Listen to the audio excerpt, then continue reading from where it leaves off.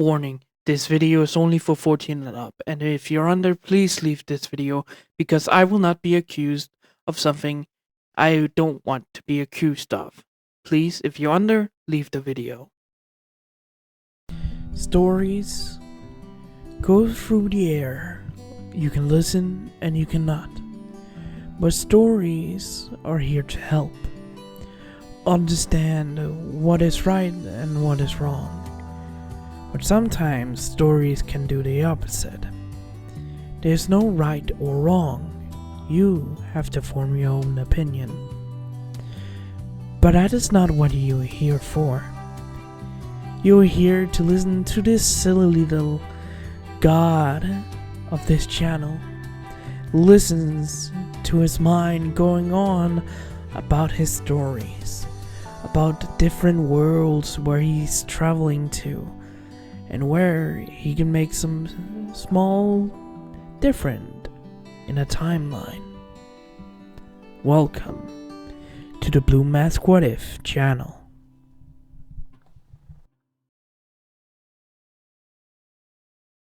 Hello everyone, this is Blue Mask and welcome back to my channel. I hope you guys will enjoy this movie, and let's begin. Hello everyone, this is Blue Mask, and like I said, welcome back. This is not a series, this is a movie I will make as long as I fucking can. But this is, if you came from my I tried Monster Hunter World again series, this is a few hours afterwards because I needed a break from recording. If you haven't heard or seen that, there is a intro to this story. So if you want to know more, please go watch that episode. But if you don't care and you want to continue, I will not say what I said in that episode, because it's kind of a special thing in that one. So, anyways, I will tell a little backstory here.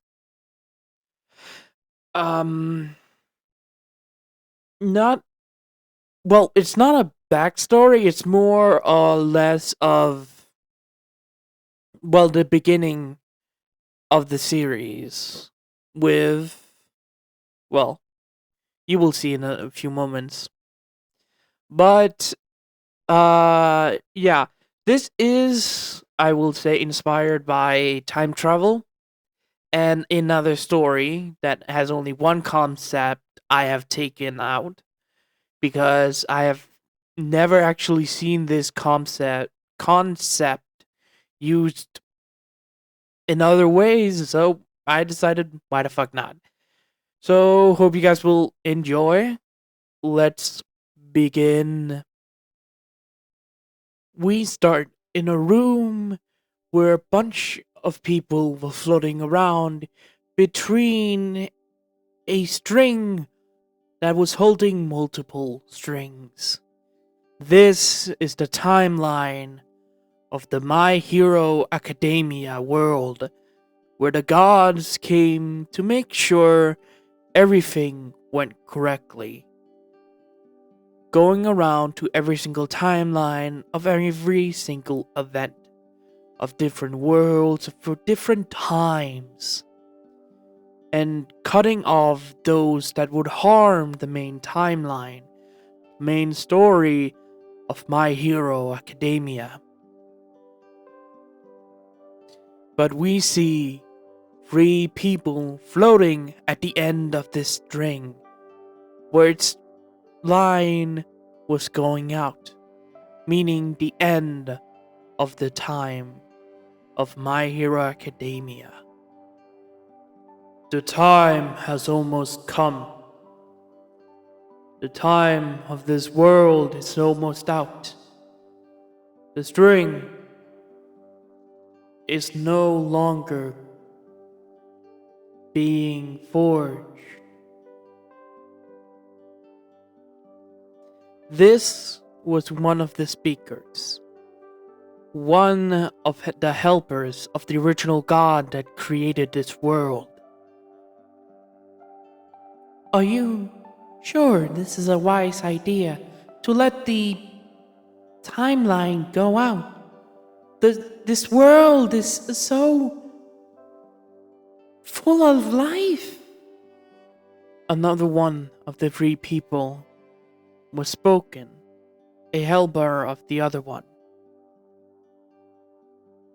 I mean, he's not wrong. The story has concluded. Keeping up this timeline and making the god that created this suffer even more. It's not worth it to do that to him.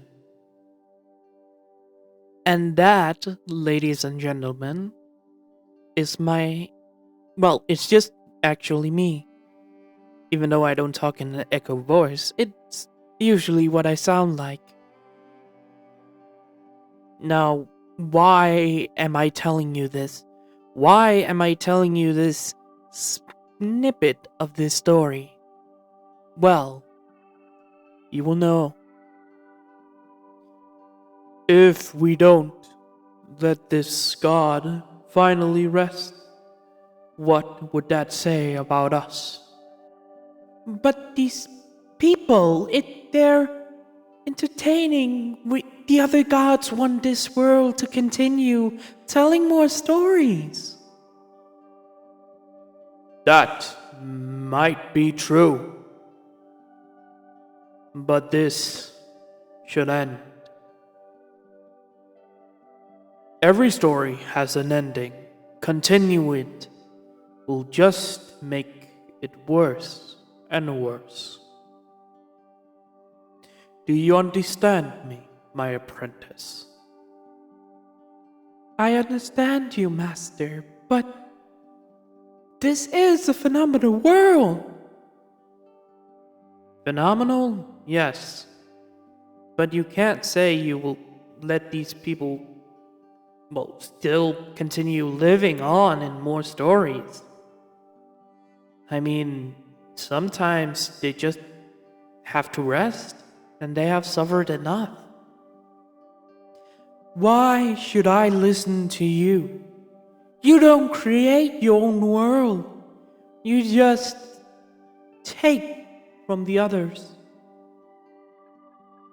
I might take from other worlds, but at least I keep the timeline alive as much as it needed. I'm not continuing it because I love it. I want the characters to rest. If we keep continuing it, we can make them suffer. I don't want that for these people down in this timeline. If we continue to keep this timeline alive, someone or something in that timeline might destroy it. Remember, these are superpowers. We don't know what the hell they would do. Enough, both of you. You both are important to timelines. If you keep arguing, I will send you out. The bigger man, he's quite bigger than me and the other one. I don't really like him that much. Spoke with his authority over me and the other. And we both came to a stop with our arguing. Both of you are correct. The story can continue, but the characters would suffer more. Sometimes it's a good idea to let them continue with more, but sometimes it's just time to rest. And this world has suffered enough. My apprentice, you must understand. This time has come for this timeline to rest. I understand you, Master, and I must apologize. Yeah, I understand, sir. I'm sorry for arguing with your apprentice. The man nodded and turned to the timeline, where the string was creating the last moments of the story. But when I looked, the string continued past that moment. And I must say, it's quite unusual. The god was laying to rest. Why? I thought in my head, why did it continue? Sir, should the timeline continue? No, it should not continue. All three of us went down to the timeline's end to see the string continue to work. When I pulled a mirror image up, we saw not Deku. I'm sorry, I made a mistake. It's just usual for us to call him Deku. Izuku Midoriya and Chaco Uraka's life continue for 3 more months. It should have ended in that meeting where they confessed their feelings, but all of us saw it continued until a battle, until a psychopath was there. When we saw into the moment where Class 1A and Class 1B teamed up to stop an island from forming of villains that wanted to create their perfect timeline, their perfect island where everyone can get whatever they want from the god, all for one. He had a quirk to take someone from a time, but only recent history. And when I saw the man use his power in that moment, I saw a small string go back in time from the end of the timeline to reverse to where All for One went on the battlefield in front of Aoyama and Izuku. In that moment, I didn't know what to do. Seeing this happening, this could destroy this world, the original timeline. This was not a deviant. This was not a new timeline at all. So, I had to do something I didn't want to do. I caught the moment from where Izuku and Ochako confesses their feelings off. Not the actual moments, and after that, but the next day I cut off so that timeline couldn't mess with anything else. When the others saw me, they were surprised what I did. I cut the next day out after the confession and cut the string that wanted to pull All for One back in time. Well, to the future, actually, not back in time. My mistake. And I isolated that time from anything else. We can do that. The minor gods that can not mess with the timeline, but can create other strings can do that. Cut that version off from the original time. I never knew I could do that to the original timeline. So I immediately quarantined the time. And the other's reaction. What have you done? You just cut the timeline! This is outrageous! What do you want me to do then? Let the timeline continue or let it destroy itself? I'm not an idiot. If that string had collected All for One from the past when he was there, when Deku met him, after Aoyama and him lured him out, What do you think would happen to the original timeline? It will take months for us to fix. So I had to cut it immediately. No one else was reacting. Enough, both of you. My apprentice, Mr. Blue Mask, has done what he has to save you time. And if he hasn't, like he said,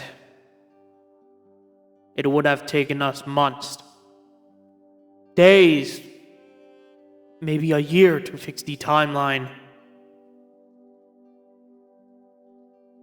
Blue Mask, what would you do with that time you have in your pocket dimension? I don't know, sir. I don't know what exactly I'm gonna do with this, but I'm not gonna throw it out. I know I want them to rest, but they're still alive and I want their timeline to go normally. I can see I have done an egregious mistake. Their time is almost destroyed if I hadn't frozen it.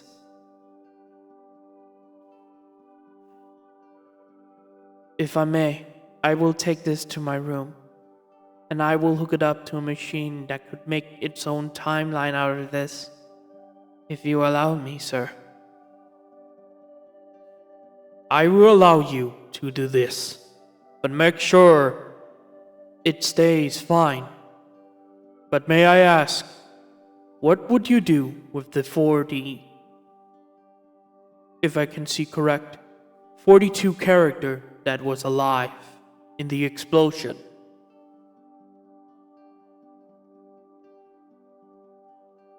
I will probably... I don't see them going forward in time. So, I think I need to reincarnate them. You can see when I'm done, sir. He nodded at me, but the apprentice looked mad at my decision, not keeping to my word when I left. I went back to my room and established a machine to keep this part of the timeline alive. I had to do a lot of work to keep these guys alive.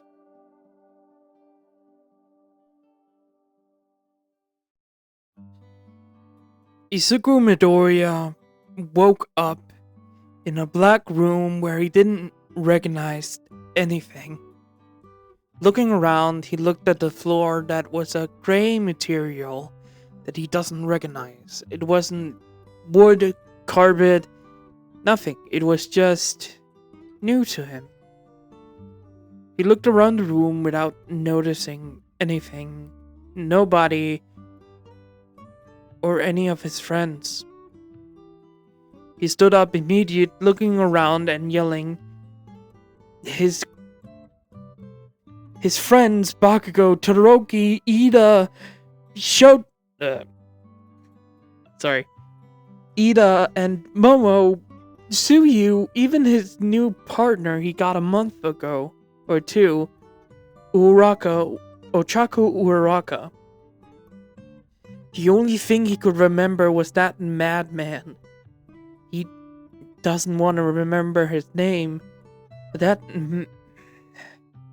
that madman wanted to pull All For One from the past to the future.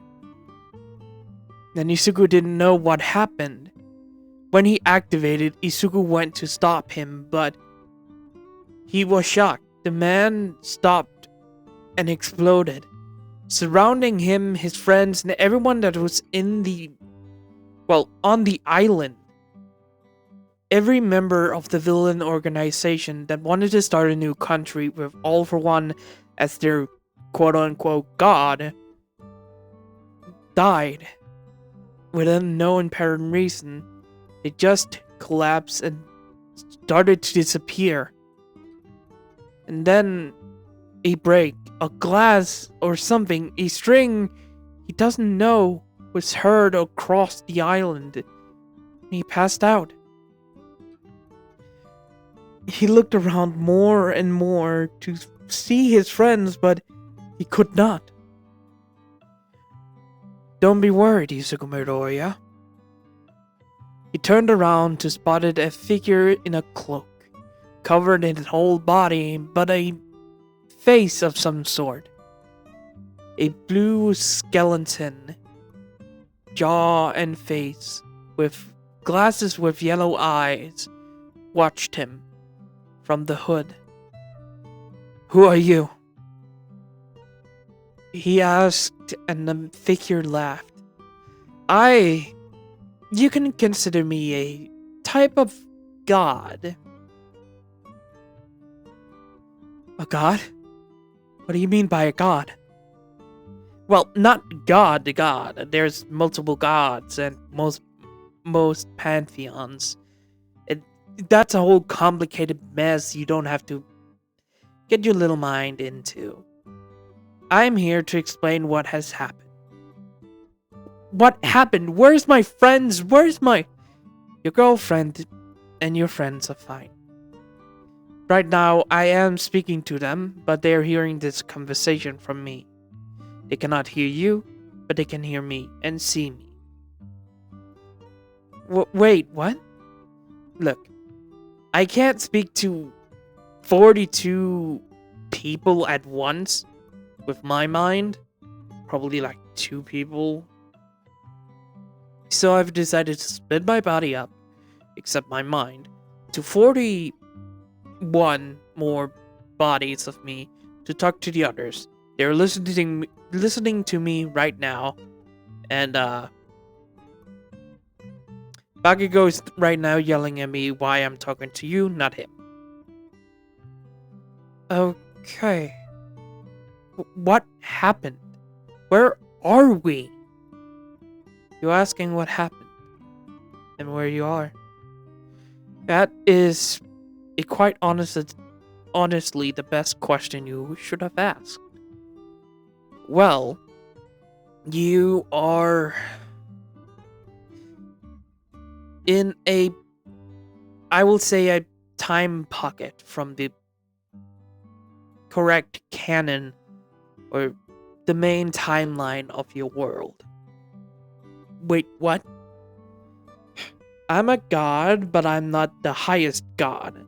I'm just a figure to make sure that your world and other worlds go in the direction that the god made your world go correctly.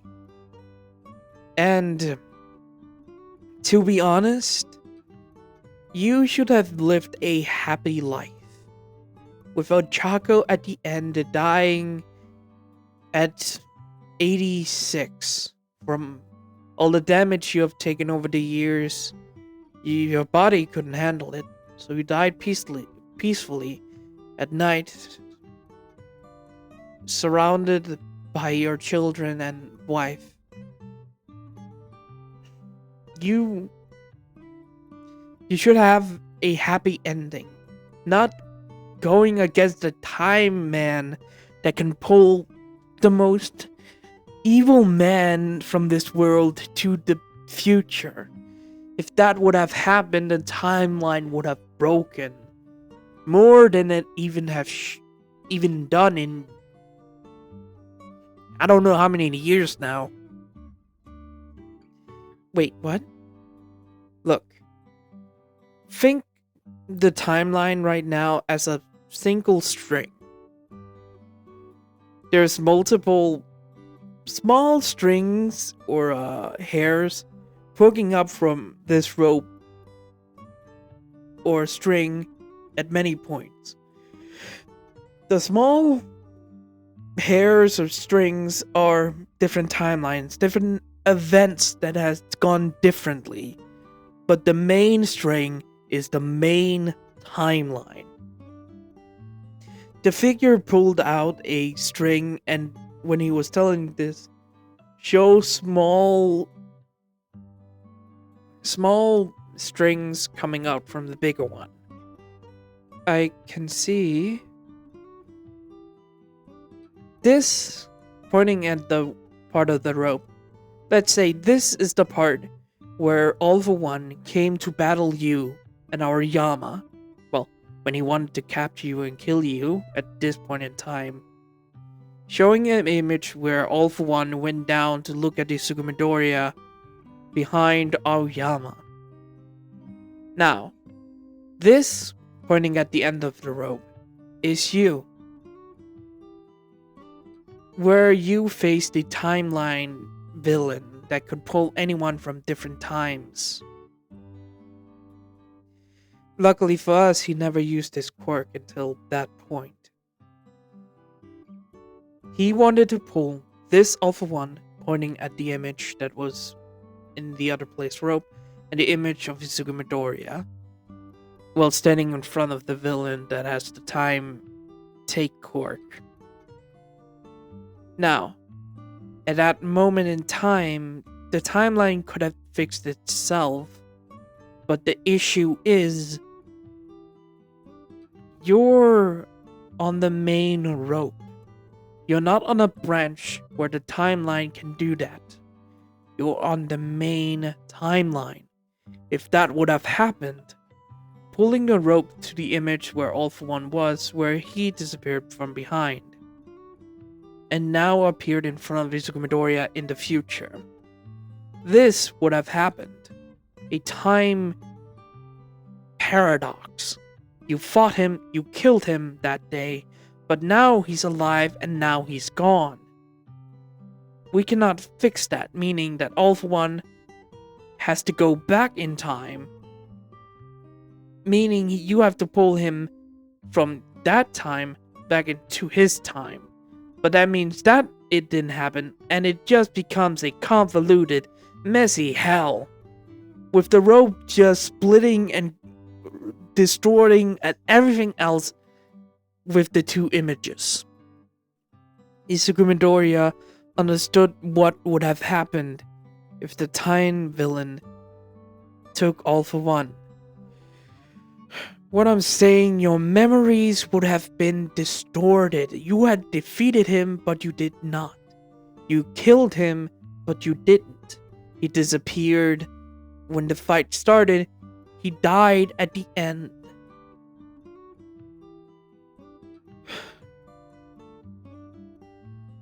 At that moment, I made a decision to save the timeline.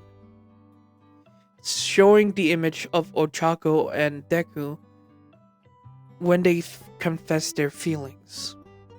This should have been your end of your story. This should have been where you got your happy ending. Your love of your life and you being together as long as you could. So, Izuku made a motion to cut the rope after the image. I cut this time off. Where Izuku saw what? The image of him fighting the time villain. But in my haste, I miscalculated. Fuck, I hate my words. Izuku looked at him in shock of how he just cursed. Well, he did curse beforehand, but how he just mixed up his words. I miscalculated the events that would have happened. And your time was reduced to the explosion, killing your world and time. But luckily, I could have saved you, and I did, freezing them and you here. You meaning you killed? No, I did not kill them. Because I cast off the rope and to the main timeline, so the main timeline could heal another time. Izuku took the rope where the fight began. It caused a loop and a loop and a loop until it this point where I'm talking to you. The time is now moving forward. So I am making my mistake. I'm making my mistake correct. How so? How can you just say you killed everyone I loved? Because they're not dead yet. He stopped and looked at him. I am sending you, all 42 of you, back in time. The figure walked forward to Izuku Midoriya. I am giving you an advantage. Your quirks, your awakened quirks, and the abilities you have gained, your memories, and all that you have done will stay with you. But those that hasn't awakened will awaken their quirk when they are born. Your quirk will be named different. Your life will be different. And the time would be different. Some things needs to happen. But when and where would have been different.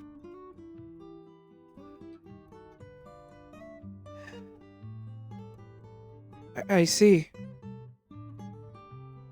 What would happen to the quirks of my friends? You ask what would happen to the quirks of the others. Like I said, the figure walked around Izuku Midoriya. Your quirks will evolve, but those that it has evolved would not change.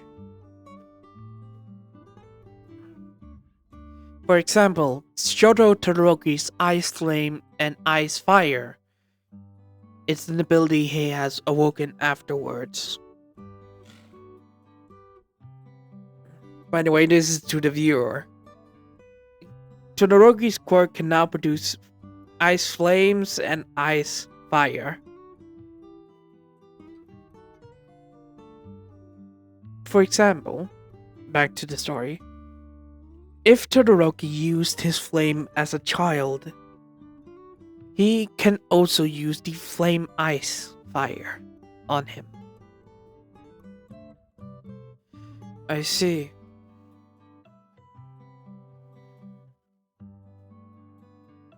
If Ochako Uraraka would have used her quirk then and now as a child, in the future, her normal quirk that wasn't awakened would still happen in the past, but now she would have created gravity bubbles. It's different in the future, and the other friends that hasn't awakened their quirk will, and given boost to their quirks. I will not explain everything, that will be a surprise. But what happened? One member of your friends has an issue.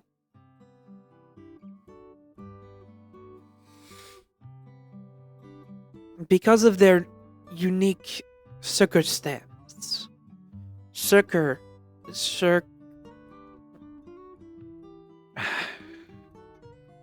Their unique issues. There, much better. I have to do something to help them in the future. Okay? Who? That would be a surprise to everyone. But don't worry, it will not hurt them. Well, there still will be issues with some things. But it will not be horrible. Don't worry about that. Okay. What else? And the unique issue with you and Mr. Aoyama. Mr. Aoyama will still gain the quirk from All for One. I cannot change that. That will happen. But when he gets that quirk, I will help him. I will help him to fix it so his body could handle it. I see. Don't fret. I will not leave you out, young Midoriya. The figure stood in front of Izuku Midoriya again.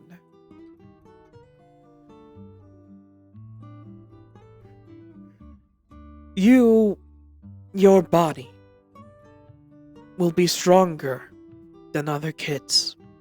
If they broke an arm, you will probably have a crack.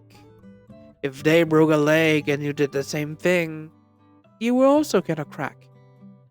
Just a cut on your face from a rock that hit you. Nah, that will not even give you a scratch. Your body will be stronger, but you still have to work to handle it again. But I will give you an advantage. But you have to figure that out yourself. I see. Would you do anything else? Would I do anything else, you ask? Ah, yes. Yes, I might.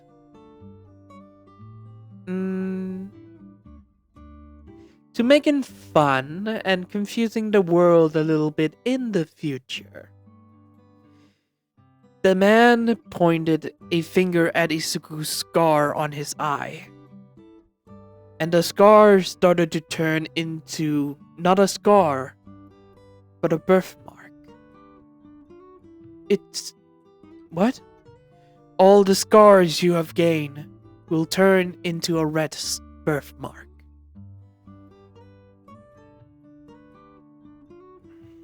A giant one, a small one. But all your marks, your scars, will not disappear. If the time comes, if they appear again, your birthmark will still be there, but the scars will lapse over. You're saying, the scars you have got over the years will remain on your body, reminding you that things still happen. And to make it fair and not to, make your mind bored, I will allow you to awaken your memories at age 5. You will not remember when you're born. You will not remember when you're 4. You will only remember when the time comes that you will remember at age 5. Do you understand me, Izuku Midoriya?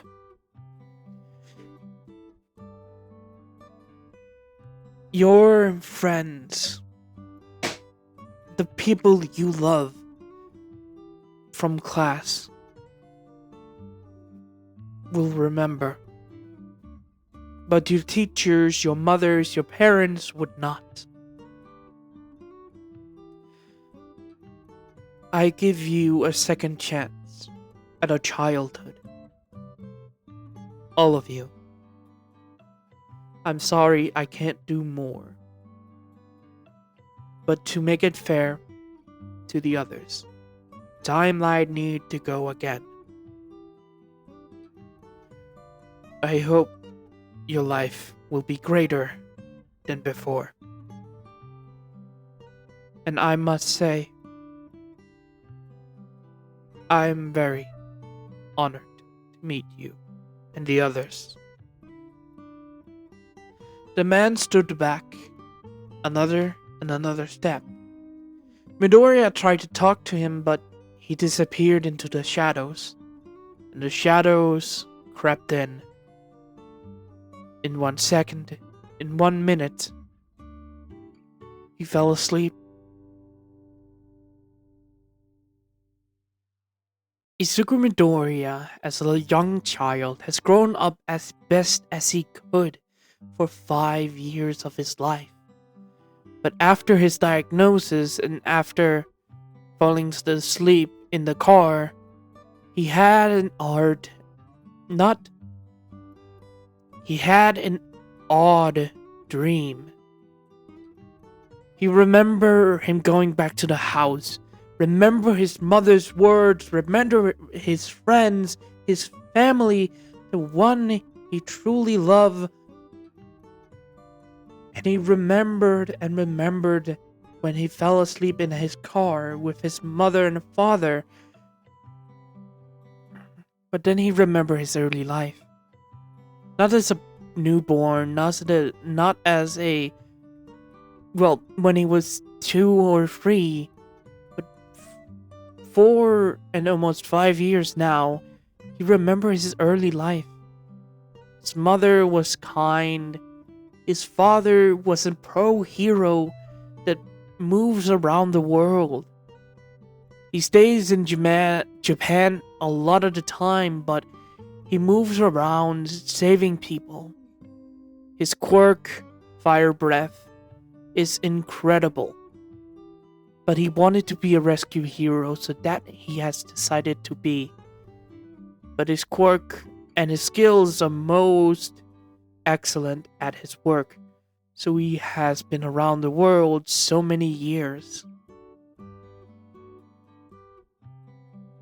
When he opened his eyes, he realized that has changed. His father was a salary worker back in the original time. Now he's a pro hero traveling around the world? That changed. Maybe the god he met changed that for him.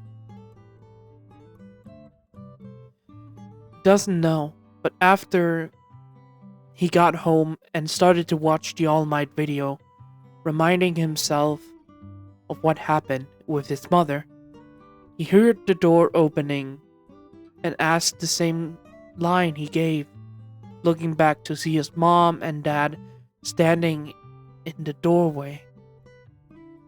Could I become a hero, even without a quirk?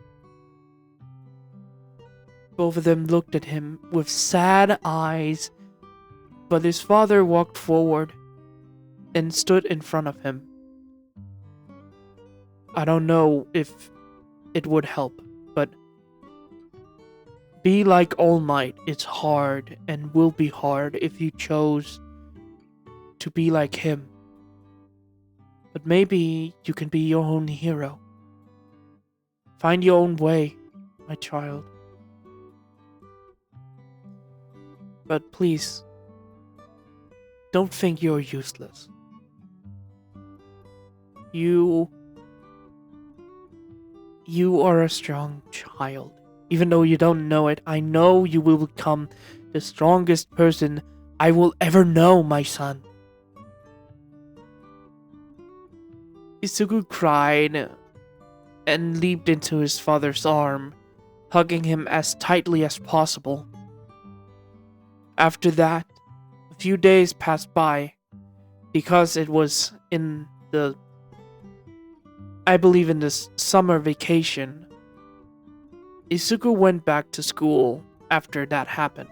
It was at the end, and when he got there, he looked around to spot his best friend, Katsuki Bakugo, sitting with some of his classmates.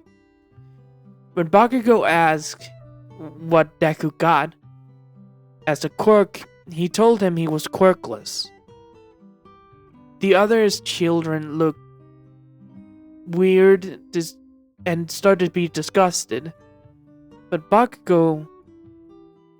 So, what? You can do whatever you want, you're smart. That changed. Izuku looked at Bakugo with surprise in his eyes, with Bakugo looking back at Izuku with recognition. After this, after school and everyone started to distance himself from Izuku, Bakugo and him walked back from school. Do you know what your hero name is gonna be, Gachan? Izuku looked at that Bakugo with us look, thinking if he doesn't remember yet, it's gonna be Lord Exploder Dynamite. And I wanted to tell my mentor first. Izuku recognized that Bakugo remember. So, we're back in time. That God was true, huh? You're children again. I know.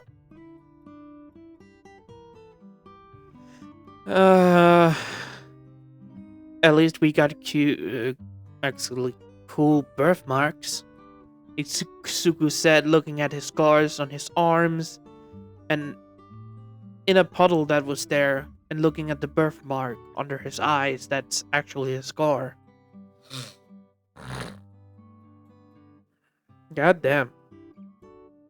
Yeah, you can say that. Bakugo said, scratching his birthmark on his cheek. What should we do? Should we contact the others? Maybe. But not yet. We're still young and we need to figure everything out. Like he said, we're children now again. Even though we have memories of adult. I don't feel like an adult. I have the memories of Izuku Midoriya from the past. I don't feel like him. Maybe he did that to help us. Not confuse us as the future versions, but as just a warning of what would have happened. I can see that. I just want to see the others again. Stop lying, you want to see Ochako. Wait, why do I want to? Right. Partners. We're partners. I don't understand what partner is. I know what it means.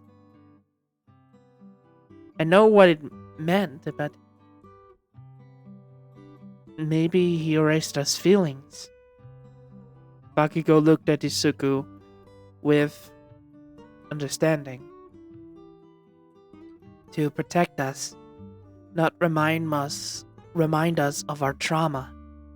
Their memories, movies. Why the hell do I sound so intelligent? That's fucking annoying! Calm down, Bakugo. Yeah, but it's annoying. Knowing everything as an adult, but knowing that I'm a child. I know. But at least we have our childhood back. When do you think we're gonna meet them again? 7. Are you sure, Bakugo? Don't call me Bakugo. Sorry, Kachan. So, you think we're gonna meet them at 7? Maybe we can find some of the others, Bakugo said. Who lives in our city? Well, near us. I think Jiro, Tokoyami. I don't remember anyone else. That sounds good. Those two are most useful right now. Dark Shadow is also useful. Maybe she remembers everything her and Birdbrain did back then. We're gonna hope so.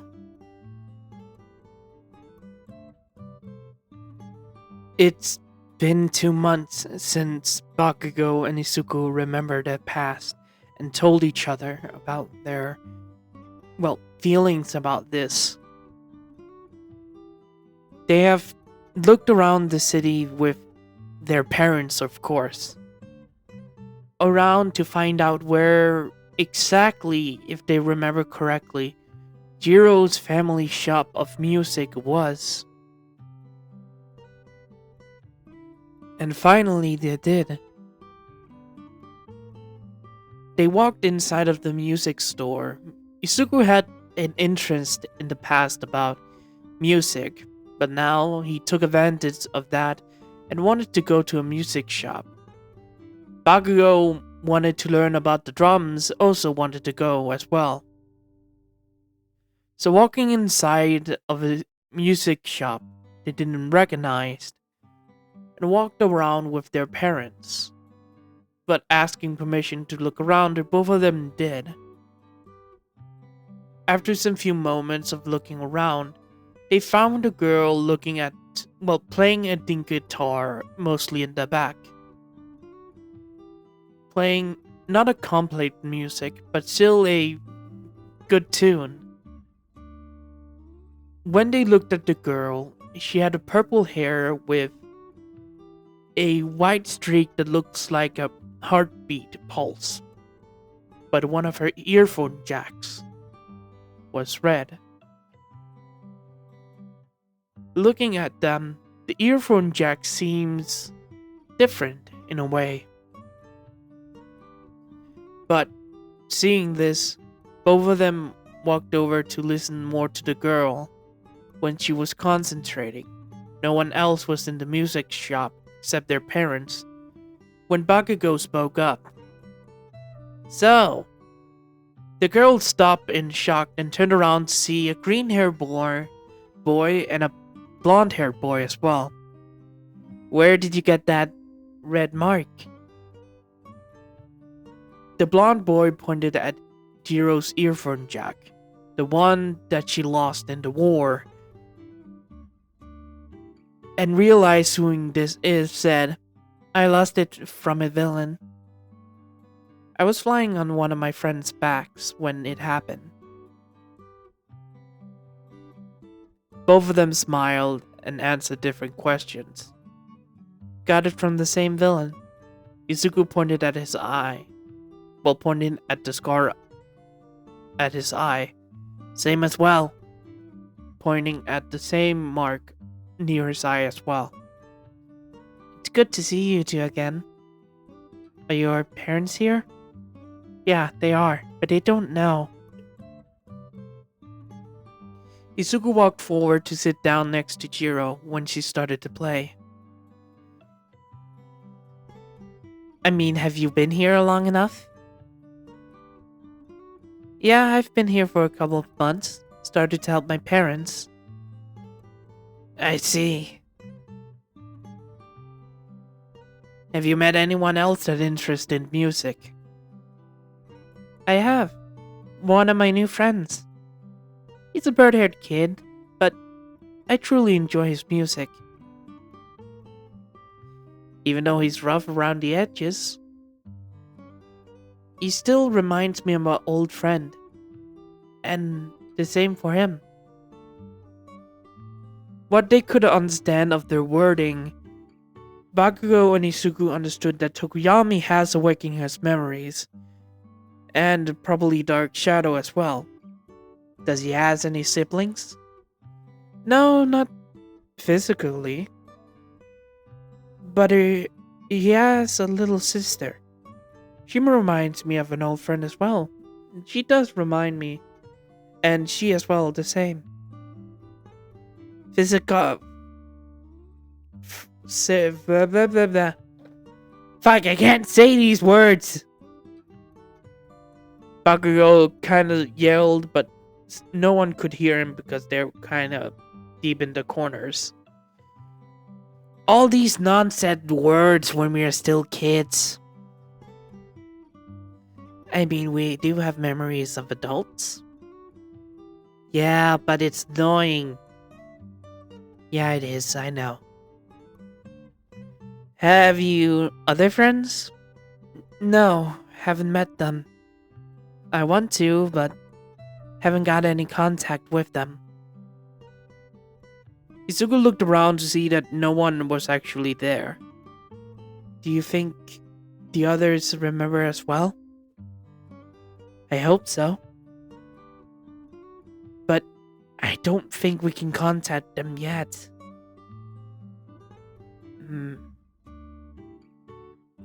Maybe our group chat would come up at one point. Yeah, but how would we find it? That's a good idea.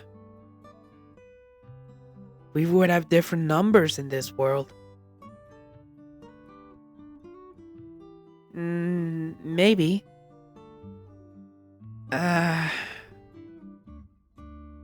Wait. What is Stanky's favorite game? What are you talking about? Oh, everyone knows that. It was not quite a secret because he kept yabbering about it. God damn, that would be a genius move. No one would actually know about it. Yeah. And no one would actually suspect anything because it would be a private server. All three of them smiled at this. Well, I always wanted to play Minecraft. Izuku smiled with a devious look. I always wanted to see what the Duts want to learn about this game. All three of them smiled, and after half an hour being in there talking to Jiro and getting some instruments for themselves, Bakugo being a learner at drum, and Izuku actually enjoyed another game he had played in the past because of his father, being The Legend of Zelda Ocarina of Time, and he got interested in the ocarina. So after, meeting Jiro, all of them started to, hang out. Even meeting Even meeting Tokoyami and Dark Shadow a couple of days later when they came to visit again. Learning with Jiro about instruments, and Tokoyami doing the same. All three of them wondered how to, log on to a server they don't think would probably exist. So they thought about it and remember a cipher they would probably use. Class 1A and Class 1B, after graduating and getting her own hero agency as everything else, even Izuku getting his teaching license, set up a secret, cipher.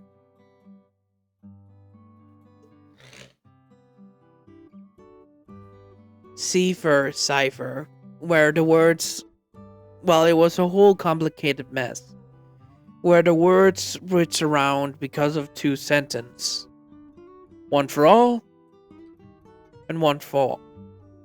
One for all, and all for one. They used those words to make a cipher, so no one could recognize anything. So when they did, they wondered what they would use as a name. Class 1A, Class 1B meetup? Class 1A and Class 1B private server? Or just Class 1A and Class 1B? They thought hard and long on it every time they came to meet.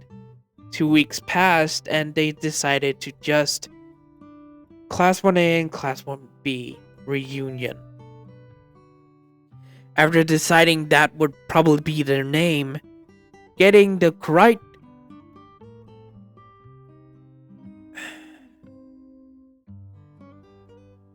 letters. After getting the correct letters into the, wording, and after everyone got home, and after calling each other on, Discord, or other calling service on the game, Izuku was the one to, go on a website and find the actual name. And lucky for them, they found a server with that exact wording. And they had 42 player counts. And 5 players was playing on it. Getting the code and getting everything ready, he launched the server. And when he logged on, he found himself at spawn in the game. His skin being a green rabbit. After logging on, Bakugo had a Pomeranian. Jiro has a white skin with a music note. And Tokoyami being a crow. After looking at the player count, they had different names, like Deku being Deku, Bakugo being Dynamite, Jiro being Earphone Jack, and Tokoyami being Tsukuyomi.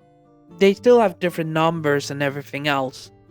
But when they logged on, they found Creati, Frobby, and STS. And some else was also there, being Big Fist and Inventor. Izuku could get all of them. Momo, Tsuyu, Shoto, Mei, and Kendo was online. When they logged on, they looked around to see what was going on when a word came inside. What do you remember? From Creati. Izuku sent a message saying, "One for all and one for all. Both brothers in one fight."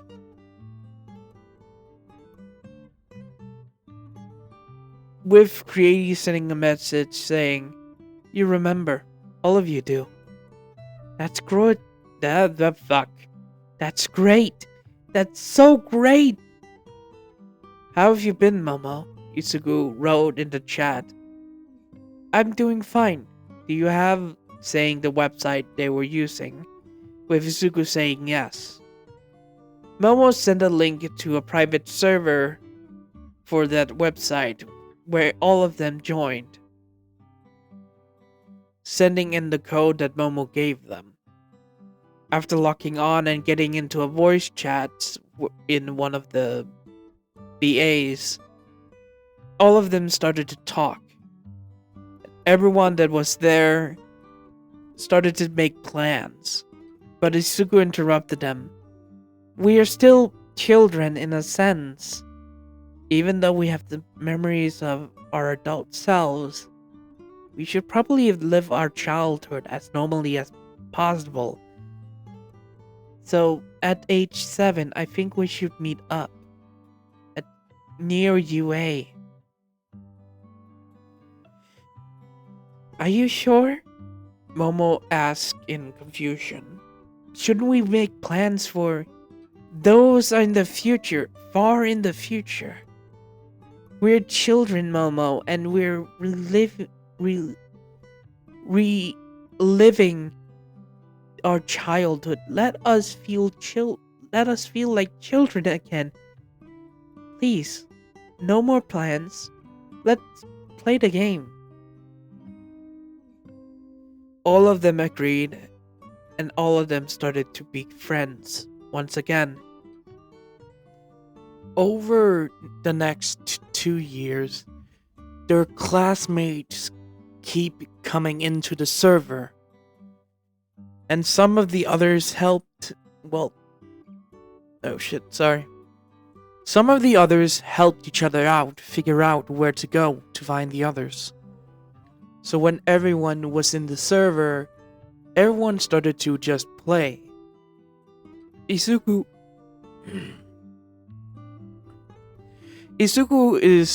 talks mostly to Bakugo, Ida, Todoroki, Uraka, and Aoyama.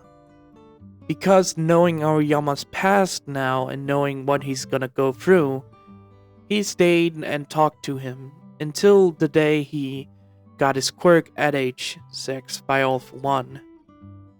There was no fanfare, he just got it when his parents found him. To make messages not pop up in chat so many times, all of them wrote in books and just maybe signs to privately talk. So when Aoyama got his quirk, he first talked to Izuku about it.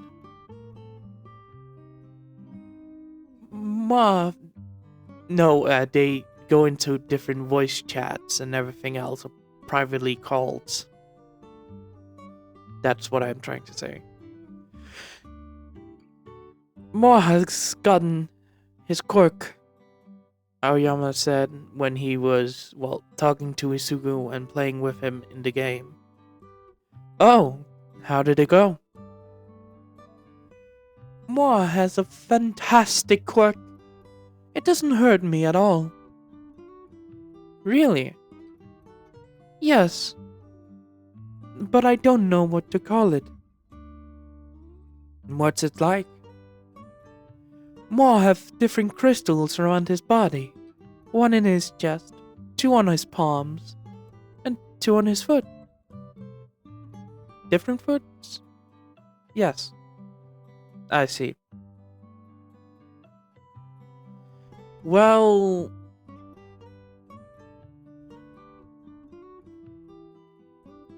Izuku kept playing and started to build a bee place where they can get honey and everything else. Maybe it changed like he said it would. Moa knows and Moa understands.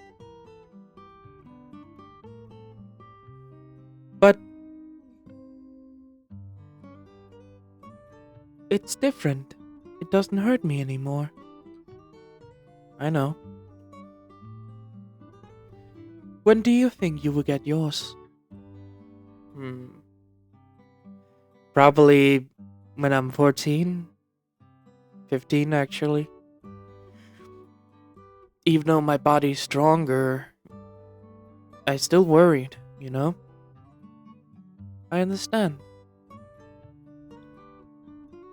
Both of them keep building and talking about the game and what else they are interested in. When everything was done building and others, came into a all group chat, they had to build a community house in the game where they all can meet up. Alright, let's start this, let's start talking. So how was everyone's day?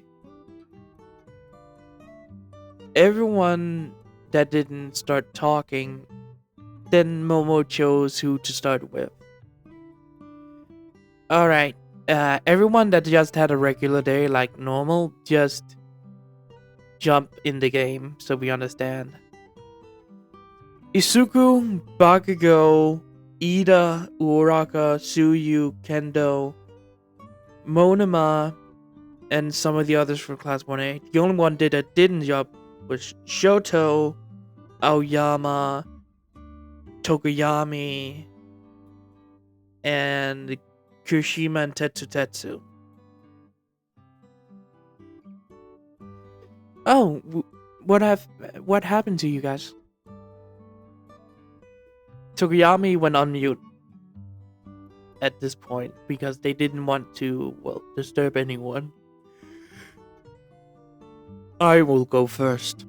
My quirk has, found out a few things. How so? Well, we thought maybe Dark Shadow will be more intelligence in the night. But we have found out she can detach for me. She can be unattached from my corals. Wait, she can float around on her own? Yes. Even without shadow, she can do that. Anything else? She doesn't need to pop out of my stomach. She can also pop out of my skin. Meaning you don't. That is a good upgrade for your quirk. Yes, but I want to discuss it more in person. Shoto, I think. Do you remember when I told you that my brother told me he visited the house when I was training with my dad? Yes. I think I saw Dobby outside of my house today. You sure? Yes, but he was in the woods and when I saw him, he disappeared. Meaning you can't change that? No, not at all. I see. Aoyama? Ma would like to go last. Alright then. Tetsutetsu. Your quirk? What has happened to you? I mean. Yeah, it's about my quirk anyways. I found out I can manipulate my metal. How so? Well, it's still metal in my body. It hurts like fuck to move it, but I can make into hammers, swords, and other things.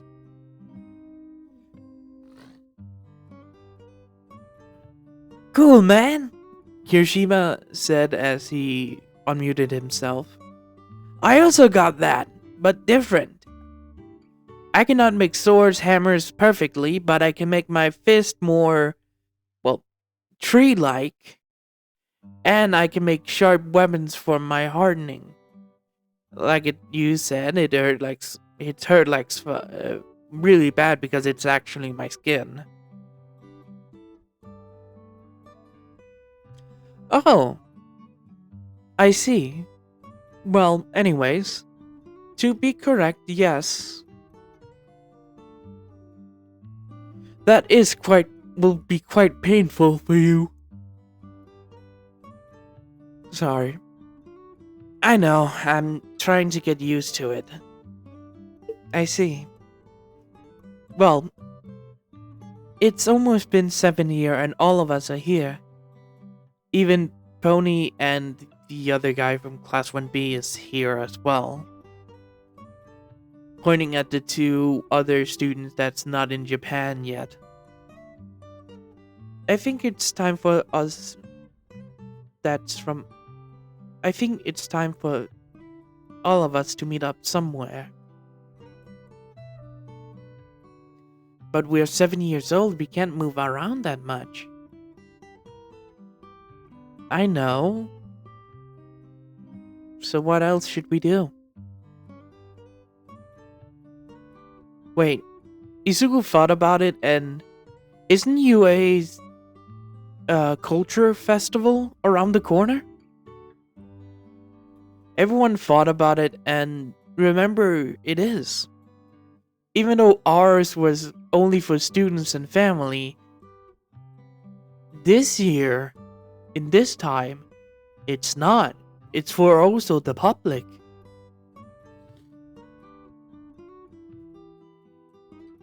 Oh, that's genius, Uraraka said beside him in game. Well, said in the chat. So, if everyone asks, buy a ticket, it's around what, 1,000 yen for everyone? I mean, UA doesn't need that money.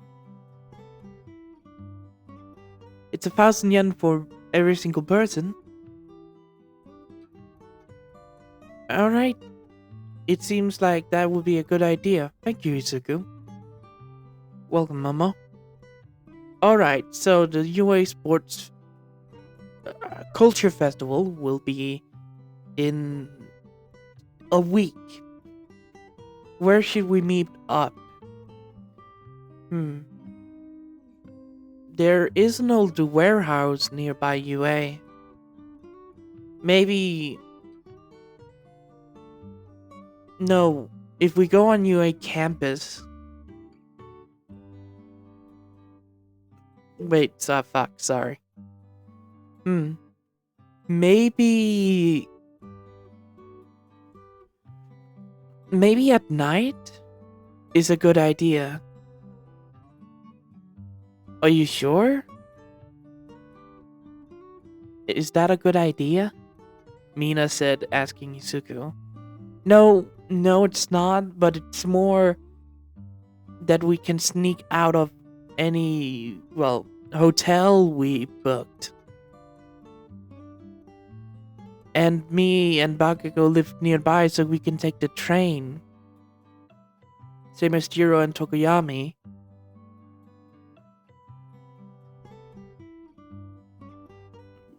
But we need to be careful about the street rats. Even though we are powerful, we are still kids. You're correct. Which warehouse are you talking about? Ida asked, and Izuku sent a picture. This one. I spotted it nearby. But I recall in my other memories that was a cafe in our time. Maybe it was torn down? Maybe. Anyways, are we all in agreement? Everyone said yes in the game chat. Because they didn't want to unmute and everyone just shouted over each other. Alright then. See you then. I will go build something new. Or get some more honey from the bee farm we got. Bye. Izuku ran out of the town hall with the others moving as well.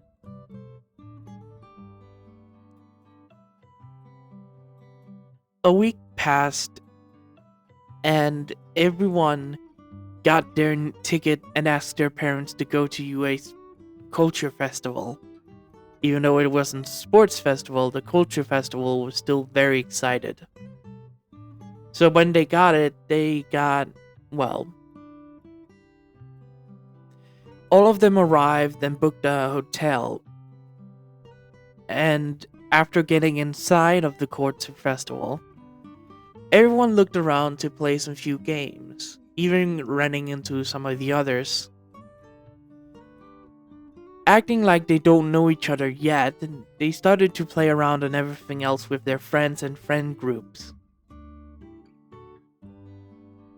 But after the night fell, and everyone got back to their hotel, I'm sorry, my nose is just very annoying these last 3 days when I tried to record. After everyone got back to their hotels and everything else, and night fell, every kid snuck out. Secretly, with big hoodies and everything else. Everyone went at different times. Izuku and Bakugo went together with Jiro and Tokoyami. Luckily there was no people in the train they were in, so they could sneak out perfectly. They were walking down the street when they ran into some of the others, being Tsuyu and Momo. Walking together, they reached the warehouse and went inside to see there was also other people. Being the Class 1B, the guy that can transform into a giant monster.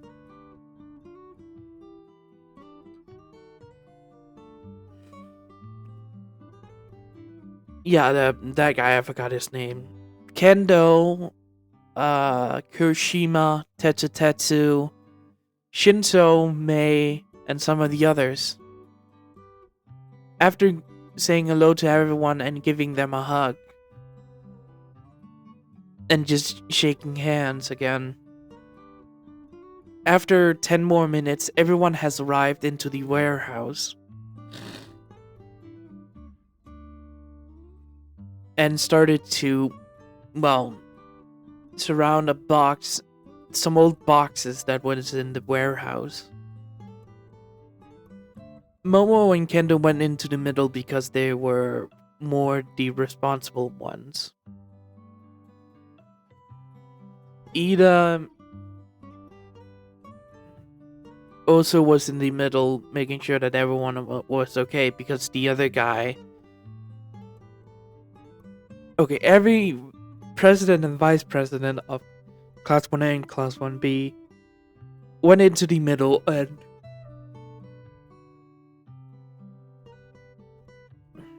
started to speak up. Alright, everyone. Sorry, fuck. Alright, everyone. Listen up. Ida spoke and everyone listened, stopping their conversation. We all know what has happened to everyone, but we wanted to talk more about our evolved quirks, so please, if everyone could, tell what has happened to it. I will start with mine, if that's okay. Everyone nodded and Ida spoke. My quirk has gotten the upgrades in the past, but Ida showing his calves, and when it pops out, Ida almost fell over because they were quite heavy. I have limited to the first stages of, well, my pipes. I see. So, even though it's stronger, I have to limit it, yes. Because I can't run with giant fucking pipes on my back. Goddamn, Ida cursed? He must be annoyed at that. Deku spoke with Ochako and Bakugo nodded. Momo? My quirk has also evolved. I can remember atoms and everything else, but I have learned that I can just easily create weapons just thinking about it. Her creating those Russian dolls she always makes. I see. So you can just think about it and it will pop up? Yes, even with paint and everything else. I know every single atom now, so just thinking about it, I can make it. That is quite good, Momo, Ida spoke. And it is also giving me so I can reserve some, well, olibrium or fat in my body so I don't go tired at some points.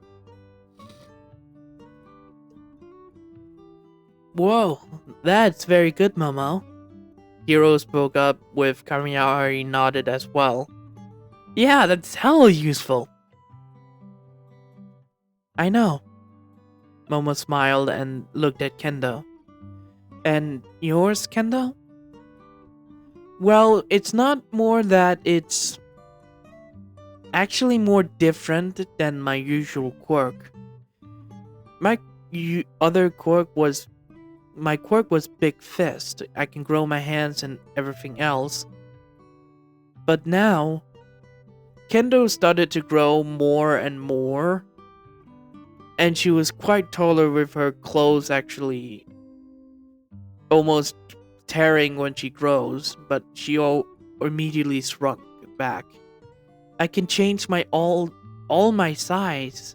Every single body parts, every single organ. I'm like Mountain Lady now, but I can choose what size I'm gonna be at.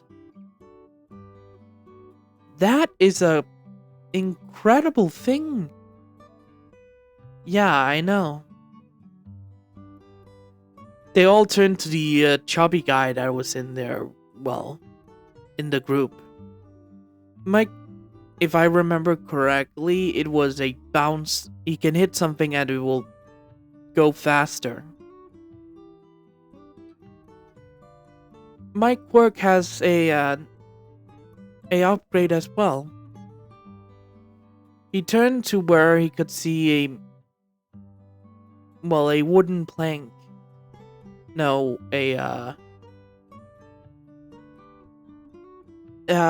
sorry. He said it was quite different and he needs to explain it now. So Izuku went. Sorry about that. Sorry, give me a moment. I just need something to drink here. My voice is getting fucking weird now.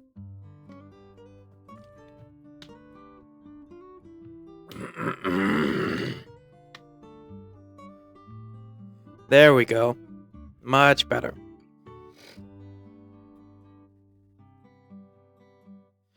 Now, Izuku pulled out a paper and make it into a ball.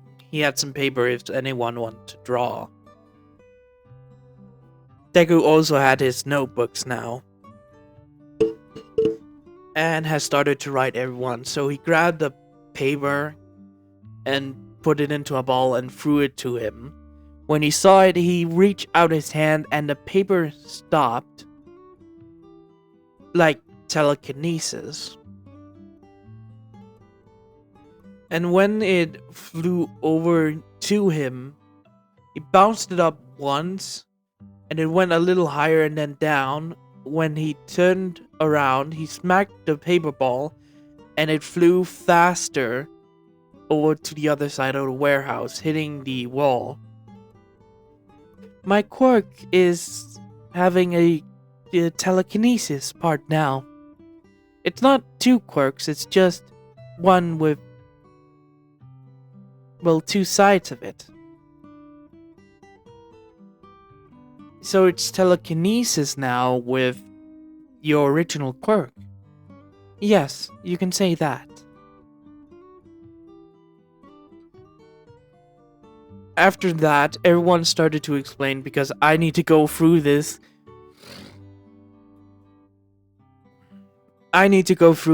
So let's start with the minor changes I have given all the others, being Bakugo, Todoroki, Ida was one of them actually.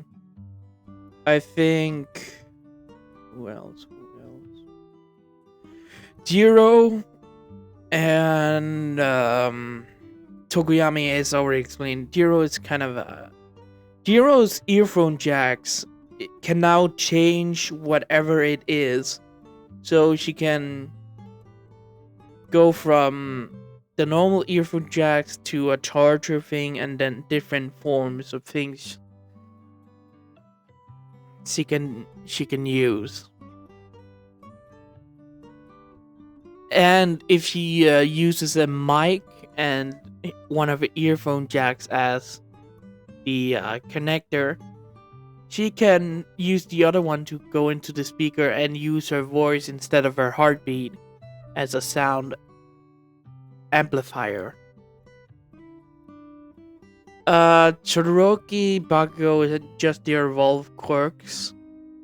Ida's also different. Tokoyami was more explained. Is now his dark shadow can appear on any of his body parts without popping out himself from Tokoyami's stomach.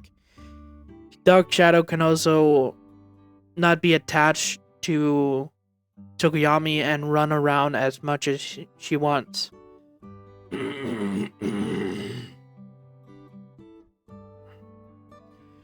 So yeah, sorry about that. She could run around as much as she wants. Kendo and the others were explained. Kirishima and Tetsu showed off their quirks. Monoma, let's start with him. No, let's start with the Zero, Octopus Guy, and who else? the bear kid, the guy that can pop his blade out of his wrist, the kid that can weld everything together, the guy that can spin his limbs, the guy that can spin his fingers, and everything else. Most of them got, so Cero's quirk is now very not the same, but different in a way. So, instead of just being one-sided tape, he can change it and change how it will flow out and everything else. He has double-sided tape. He can split his tapes into 2 pieces, maybe 4 in the future.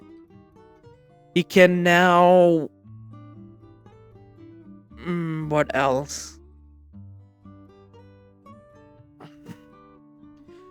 He can now... Ooh, now he can also make fictional tapes. So anything you think about, it will just cost him more energy. Or like Momo's quirk, Librium. So he can make explosion tapes, and some sort of healing tape. Octopus guy, he has a different kind of thing now. His quirk is still the same, he can still pop out other limbs and everything else. But now he can also pop something. He can also pop a something Robin did from One Piece, where he make his arms into like wings on his back. That's the only place he wants them to pop out. So he can make like wings like Robin. So he can fly around. He can also make hands from his back. So like Dr. Octopus as well from Spider-Man. He can do a lot of things with that.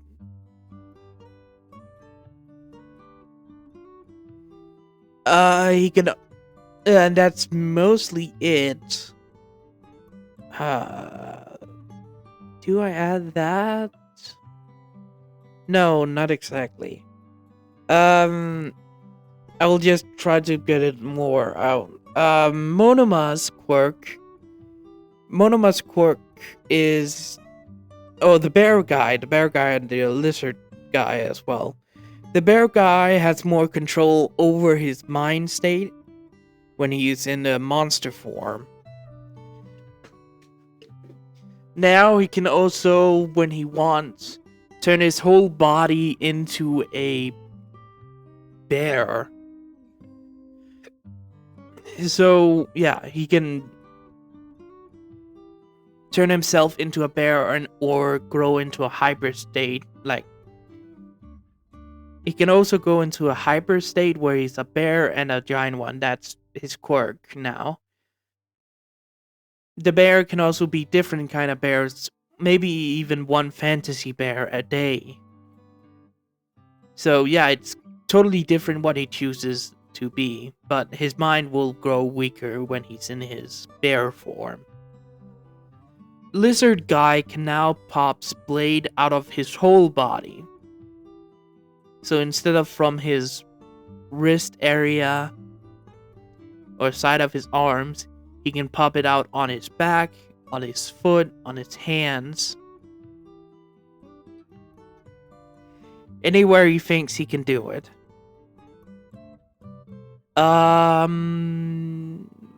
Was there someone else? No. Let me go for class 1B. Ghost Girl's telekinesis one. Now she's an actual fucking ghost.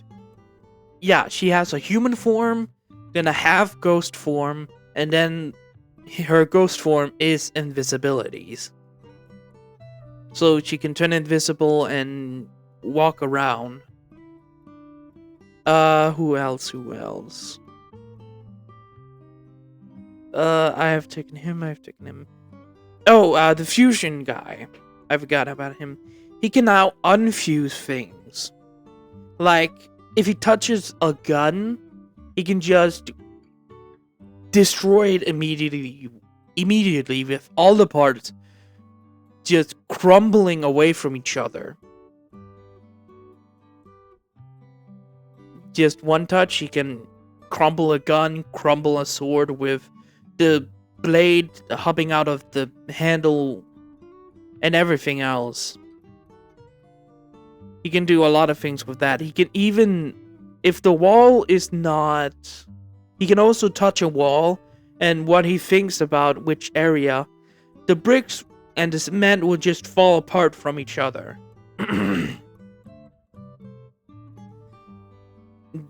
And who else?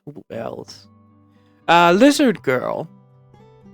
The girl that could split herself into multiple pieces.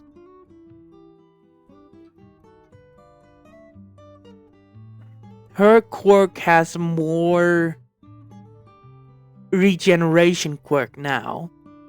So if she split apart and one of her arms, legs, or hands get destroyed, she can just, it will just start to grow from where her actual body should be. And that will take, like, if it's a hand, probably 10 minutes. If it's something like a small piece, it will probably take a few seconds. Or like a minute before it can, well, be used again. But her body is now just a form, a visible form that people cannot hurt or anything else. So she has a form that can't be touched, anything, hurt, destroyed, killed, no. So if any of her pieces get hurt, that form will start regenerated. At that point, she can be hurt. Who else? The girl that can shrink things. What would her awakening be?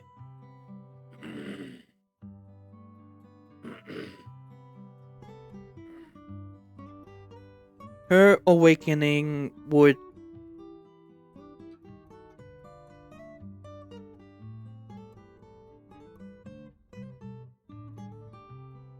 Oh, that's a hard one. I think her awakening is more like she can grow and shrink any parts of an item. So like, if it's a wall, she can shrink one side into a little piece, but the other side is just still the huge piece of a wall.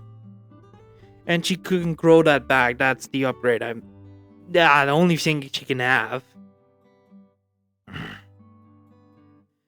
There is also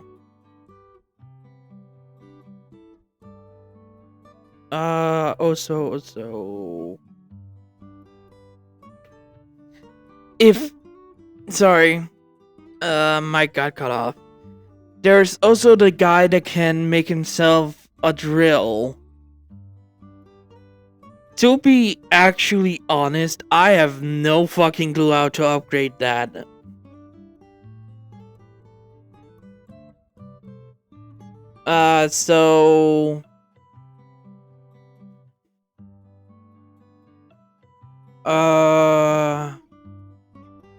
Sorry, I'm just trying to... There.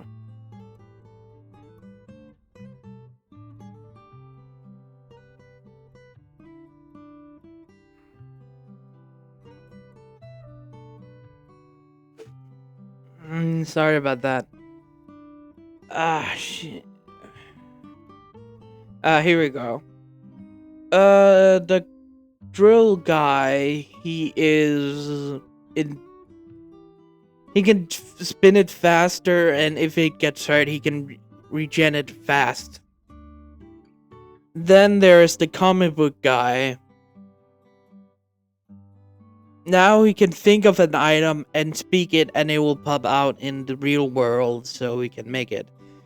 So if he says a train, an actual fucking train will appear. Now it's the shadow guy. He can make weapons out of shadow, what I'm gonna say. Then there are the... Oh, wait, the air wall guy. He can make... Actually, he can make vehicles and items and everything he wants. It cannot be organic. But he has to fucking concentrate if it's a fucking car. Then the yeah, I have taken him. The glue guy. Make it easy, he can transform into a human. No, he can spit glue out of his hands now instead of just his face. He can also change kind of glue and into something else as well. The guy that can turn the floor into, well, mud can now see a place and then it will turn into a mud place. So anyone can get stuck on it. Then there's Abara. Her quirk has evolved into her vines can grow into the plant, well, the earth, and started to pop out plants, trees, flowers, grass, and anything she can think of. And I'll also check Pony Suntotori and the Chinese guy. I have no idea what the fuck his name is. Fuck, sorry. Pony Suntotori has a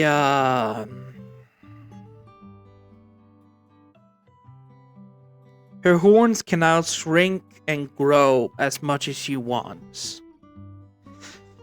I have no idea what to give some of these quirks upgrades and awakenings. So most of these are awakenings. There's also the guy that can spew out scales. He can now make huge scales and throw out or just make it like a blade on his for hip palms or anywhere else on his arms or back. Mushroom girls. She can think of a mushroom and it will pop up more better than she usually do. Anyone else? Okay, to class 1A now. I'll take one person last. I have taken Octopus Guy. Aoyama's quirk is now like fucking Iron Man. Let me make it clear. He can spew out lasers from a chest area, his palms, his foot. He is fucking Iron Man. That's it. The only way I can actually see it. And there's now Aoyama has now crystals literally inside of his palm, chest, and foot. It will not disturb him, by the way, don't worry. Sugar Guy. He can now intest any kind of sugar like white sugar, brown sugar, or different kind of sugar from different kind of plants, and it will give him different effects. Like sugar cane, the sugar that coming from sugar cane will give him his normal strength, but a different kind of sugar from a different country will probably give him speed. The other one, vulnerability for his skin.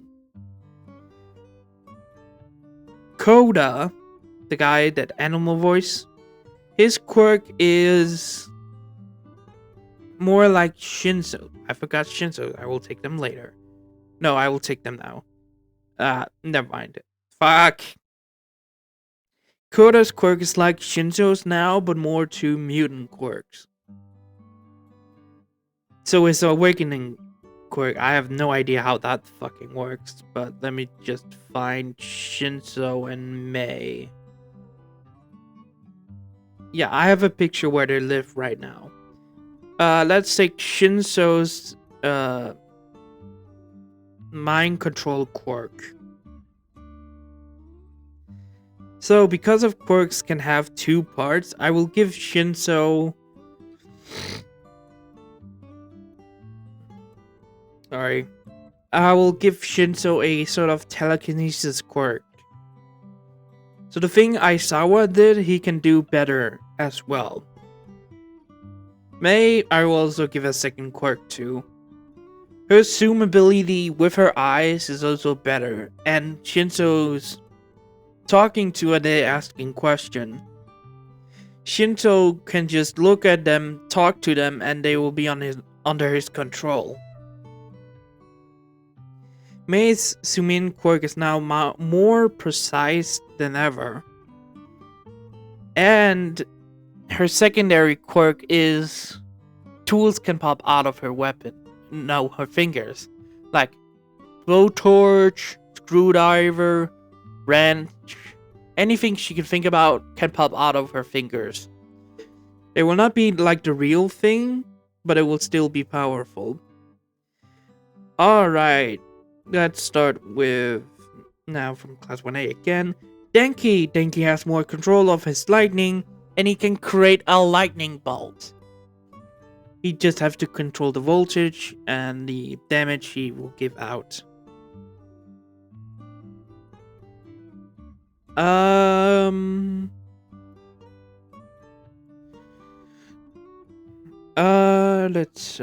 have taken several. Ida, Momo, Bakugo, Tokoyami, Shoto, Jiro, Shukugai, Ariyama. Mineta's quirk is still pop off. He can throw a ball, it will stick. But now he can make something else on the back of his head. Being two other balls on the back of his head, he can pop off, throw it, it will explode into a slime-like state where you can capture villains more easier. Mina has more control over acid. Kirishima, you already know. Tail Guy. He can change his tail into different animal shape or different sizes. So, huge tail, probably be a big ass tail where he can just slam in and crack a wall. Slim tail, he can grab something easier and farther away than his bigger tail. He can also transform it into a tiger tail, so we gain a little of tiger abilities. A monkey tail, a dog's tail, so he can sniff better. Cat's tail, see in the dark, probably would be one of them. And other kind of tails, you know, he will use. Hakekore. She can turn her visibility off and on, but she can now control any sort of light source. Meaning even the fucking sun.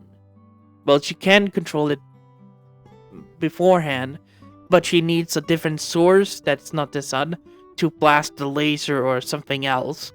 Now she can make a fucking laser in her body and spew it out somewhere.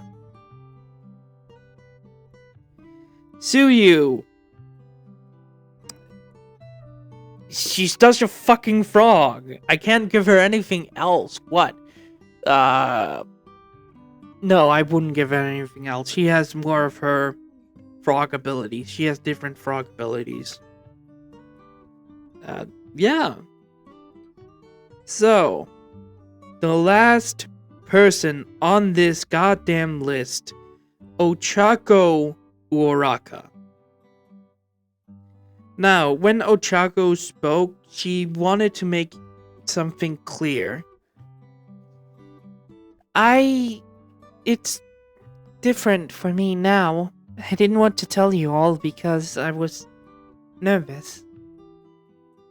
How so? Isuku said with a smile on his face, standing near Ochako. It's weird because do you remember when he said someone would gain something different than they should have. Yeah, something like that. I'm the one that gained that. Mei's and Shinso's and the others that got maybe a secondary quirk. It makes sense for them. Not for me. How so? Izuku said with nervousness in his voice. Close your eyes. What?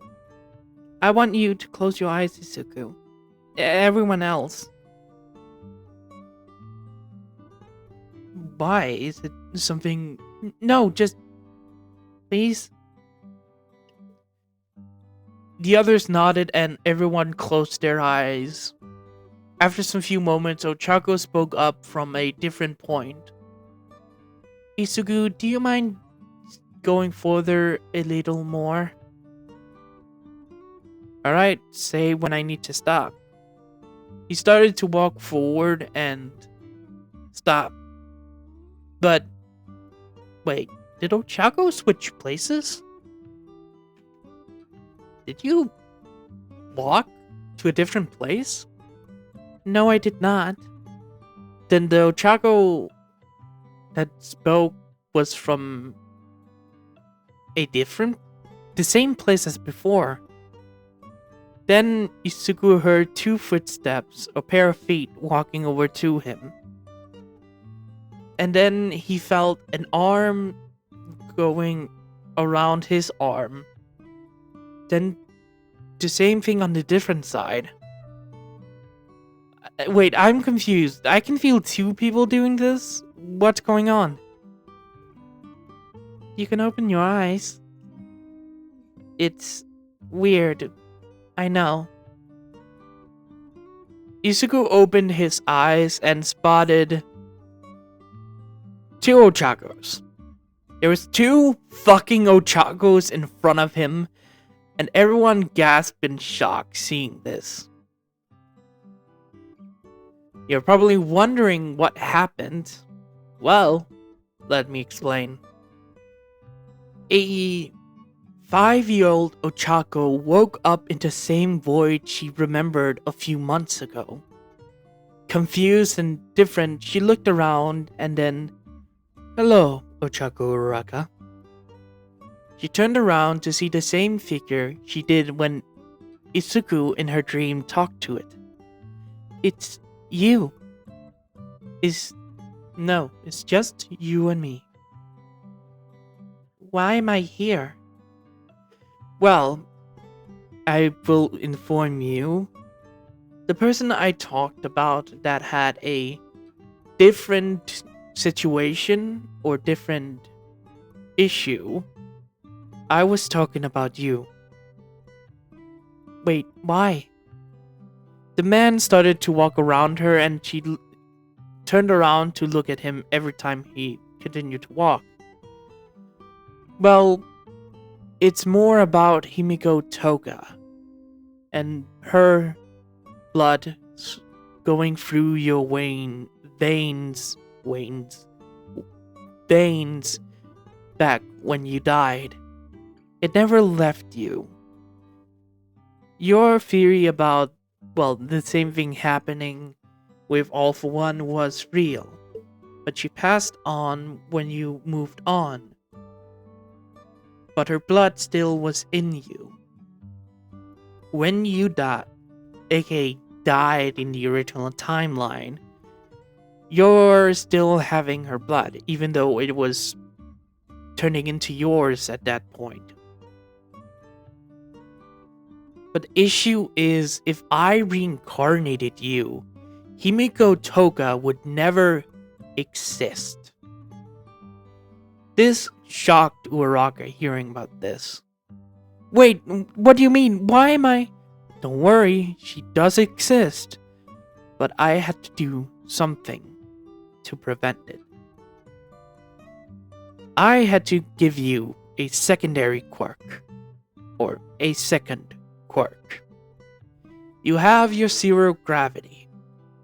But You have a quirk now that can split your body into two bodies. What? Okay. Let's do it like this. He formed a cube and then turned it into a figure. Your body right now is normal, but when your secondary quirk will activate, your body will make sure you can split apart into two bodies. Two bodies, one mind. You have your same memories when you split, but you will not gain the memories of this quirk, this body, if you are in this body. You have the same mind, but two different thought patterns and ideas. Like two different people, but you're the same person. So I can make my own twin sister? Yes and no. Yes, it's like a twin sister, but not at the same time. You will be you, but you will be also in a different body. Okay. And what else?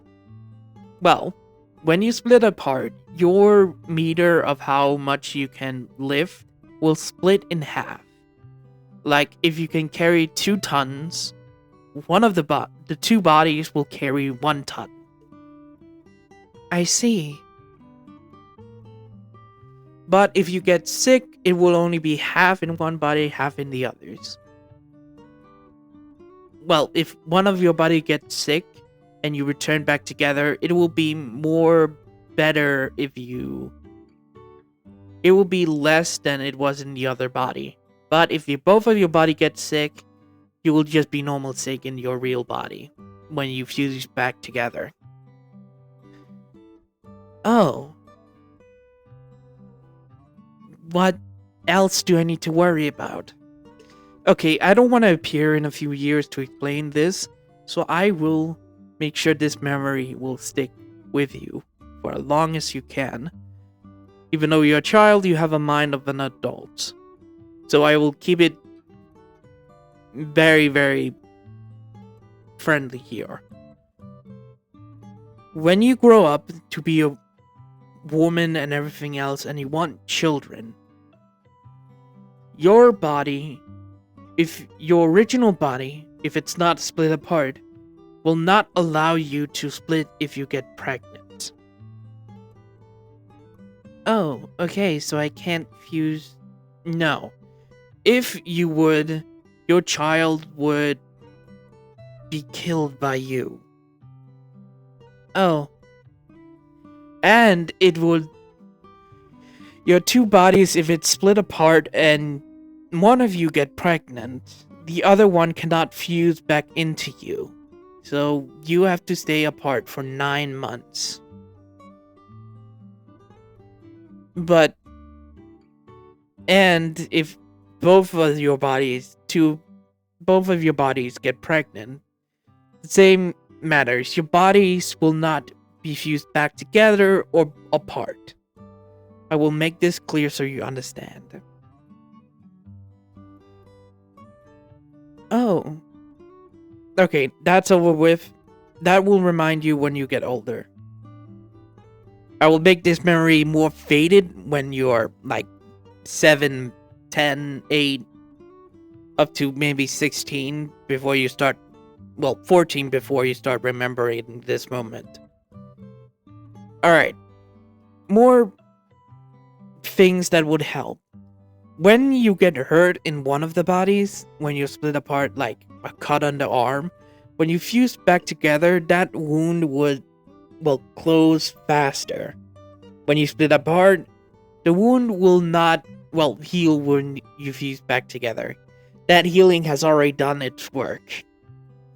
I see, so when I get stabbed, that will close up more, but not close if you fused again.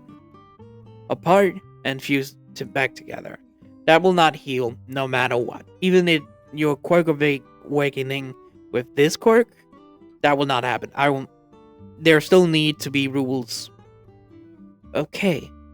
And I will also tell you, if your second quirk involves, you will not become like twice.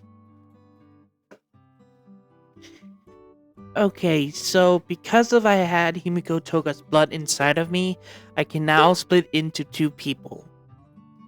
Yes.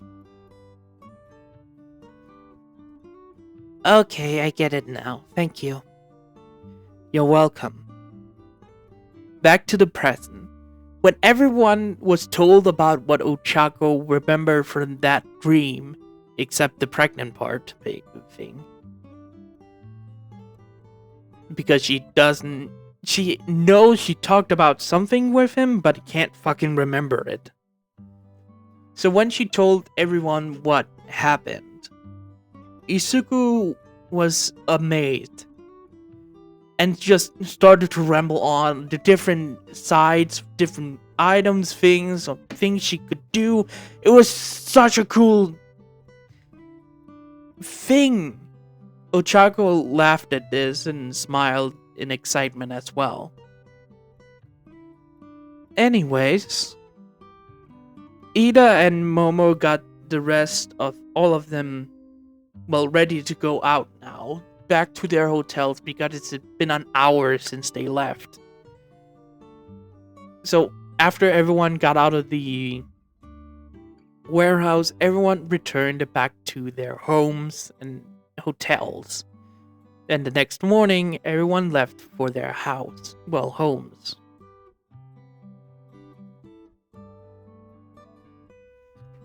After that night, Class 1A, Class 1B, Shinso and Mei continued to stay close and talk to each other over the years of, being younger. Going from almost 7 to 8 to 9, 10, 11, 12, 13, 14, and upwards the years. But after a few years of hanging out and everything else, we see Izuku Midoriya in a classroom where he was texting someone on his phone. Having a smile on his face, sending some messages back and forth towards someone, when a smack of a hand came from behind on his shoulder. When he looked behind, he saw Bakugo. Oi, stop texting round face, for God's sake. Come on, we're gonna be late. Yeah, I get it. I mean, seriously, Izuku. Another person came up from behind with another one staying beside her. This being Jiro and, Tokoyami. You probably wondering what the hell they're doing in Aldera? Well, they're not in Aldera. You see, this is one of their last years before UA. Well, it was supposed to be their last year before UA, but something happens 2 years afterwards. I will get into that later, but the first year in Aldera, Izuku and Bakugo got in trouble. Yes, they still went to the school. After they got in trouble, they were sent to the principal office. I can't believe you started a fight. The principal was scolding Izuku and Bakugo. We're sorry, sir, but he was... And I can't believe you dragged Katsuki Bakugo into this, Izuku Midoriya. Wait, what? Sir, I was the one that... No. Be quiet, Bakugo. I know your friend made sure you are in the fight so he doesn't get blamed more. Jeez, what am I gonna do with you? But sir, they were the one that started this. I don't care. I don't care what you're lying about. Just don't do this again and I will have to put it on your record. Luckily for you, I'm not gonna get you detention. Now get out of my office. I don't want to see you here again, Izuku Midoriya. Bakugo, be careful. We don't want a perfect hero to go to waste. Izuku sighed and stood up, looking at the principal with a bookshelf behind him when he spotted that title. Looking at it for a moment, but not reacting, Izuku took his backpack and walking out of the principal's office, with Bakugo almost trying to yell, but Izuku stopped him.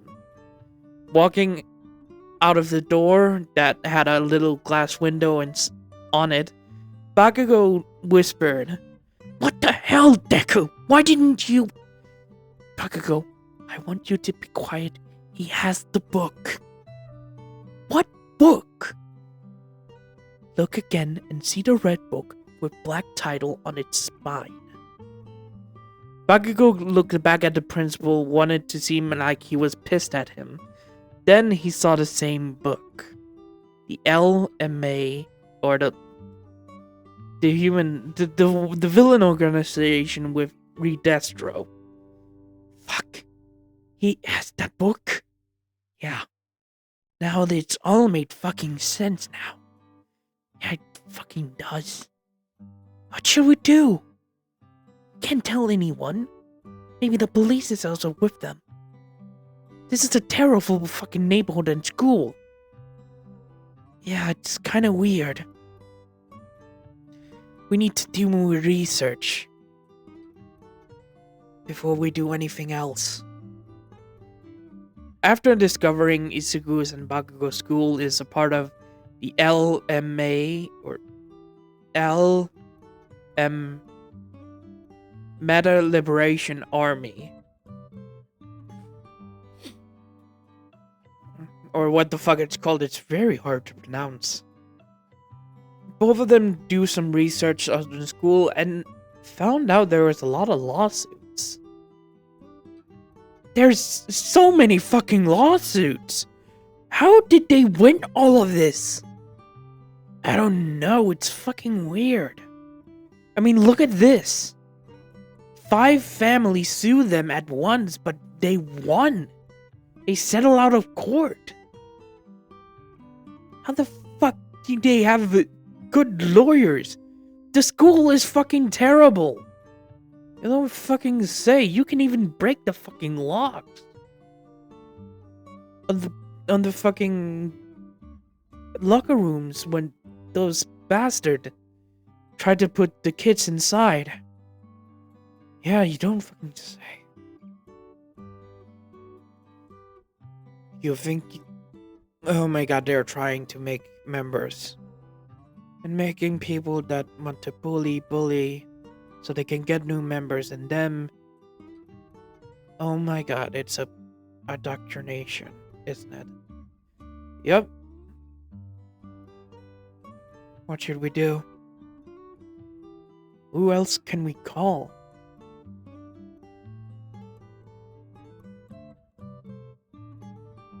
Nezu? What? Principal Nezu. We have to call him then. Are you sure? Yeah. Doesn't it make sense? Principal Nezu is the most smartest mammal on the planet. If he figures this out as we could, it took us 2 days to figure all this shit out. Just one book. He's smarter than this. He can track this down. Not get the LMA, but get the schools shut down. And make sure that other schools will also be checked. This cannot be the only place, Bakugo. Fucking right. How do we do this? May sent us something, right? Yes. She sent us a prototype. Not to Momo, not to the others, but to us. Me, you, and the others that could take them. Is one of them not a voice changer? It was terrible, but it could still work. We don't have extra phones, though. If you want to contact Nezu, we need to be discreet. Come much money do you have? Got a few bucks? Maybe to get a flip phone? A cheap one. Only to call that a perfect idea. Both of them went down to the electronics store and got a phone by cash. After getting out, both of them went to the warehouse they used beforehand to, well, do this. Luckily for them, they sneaked behind cameras they found. After getting ready, Bakugo put on the mask and called the principal's, well, office. After some few calls, they, well, picked up.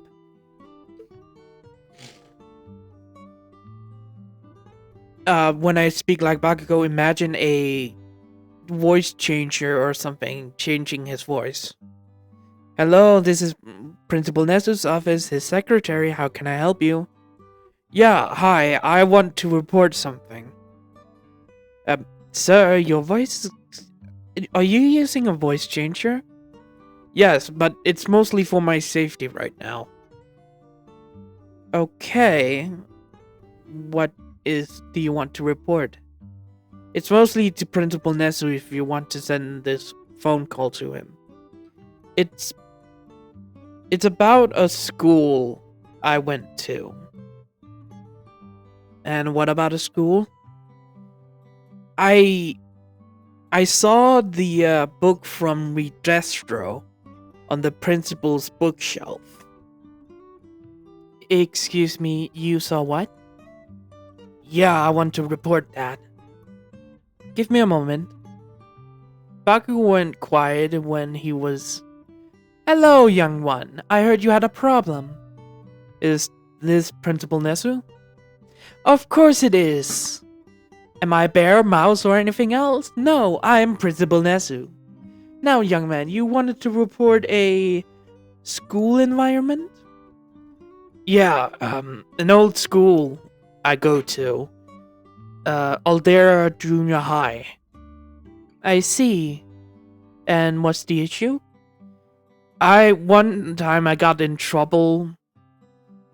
I'm an old student that remember seeing this when I saw that book. I've recently ran into it on some bookshelf when it was about to be taken down. It was from some guy called the Redestro. He was, in the book, he told about quirks and everything else. Yes, I know exactly what you're talking about, young man. Yeah, I want to report I actually saw that book on my principal's bookshelf. And there is a lot of quirk discrimination against weaker and quirkless people there. No teacher did anything. And when I went to check back on the school, they were still not doing anything to help the students out. Only the people that has good quirks. I see, young man. I will get into that, and thank you for giving me this info. Anything else you want to report? No, not exactly. It was just my concern, and... Well, you are the Principal Nezu of UA, so... I thought this would be helpful for you, sir. And I am thankful you brought this up to me. Now, have a lovely evening, young man. Yes, sir. After Bakugo hanged up, he destroyed the phone, and both Izuku and Bakugo went out of the warehouse. 5 days later, Izuku and Bakugo was in their class when they hear people running down the hallways. Getting confused with the students all looking up, two men walked inside, and a police officer and... Fuck, Mr. Aizawa. Izuku whispered to Bakugo that was sitting beside him. Luckily for them, no one heard them.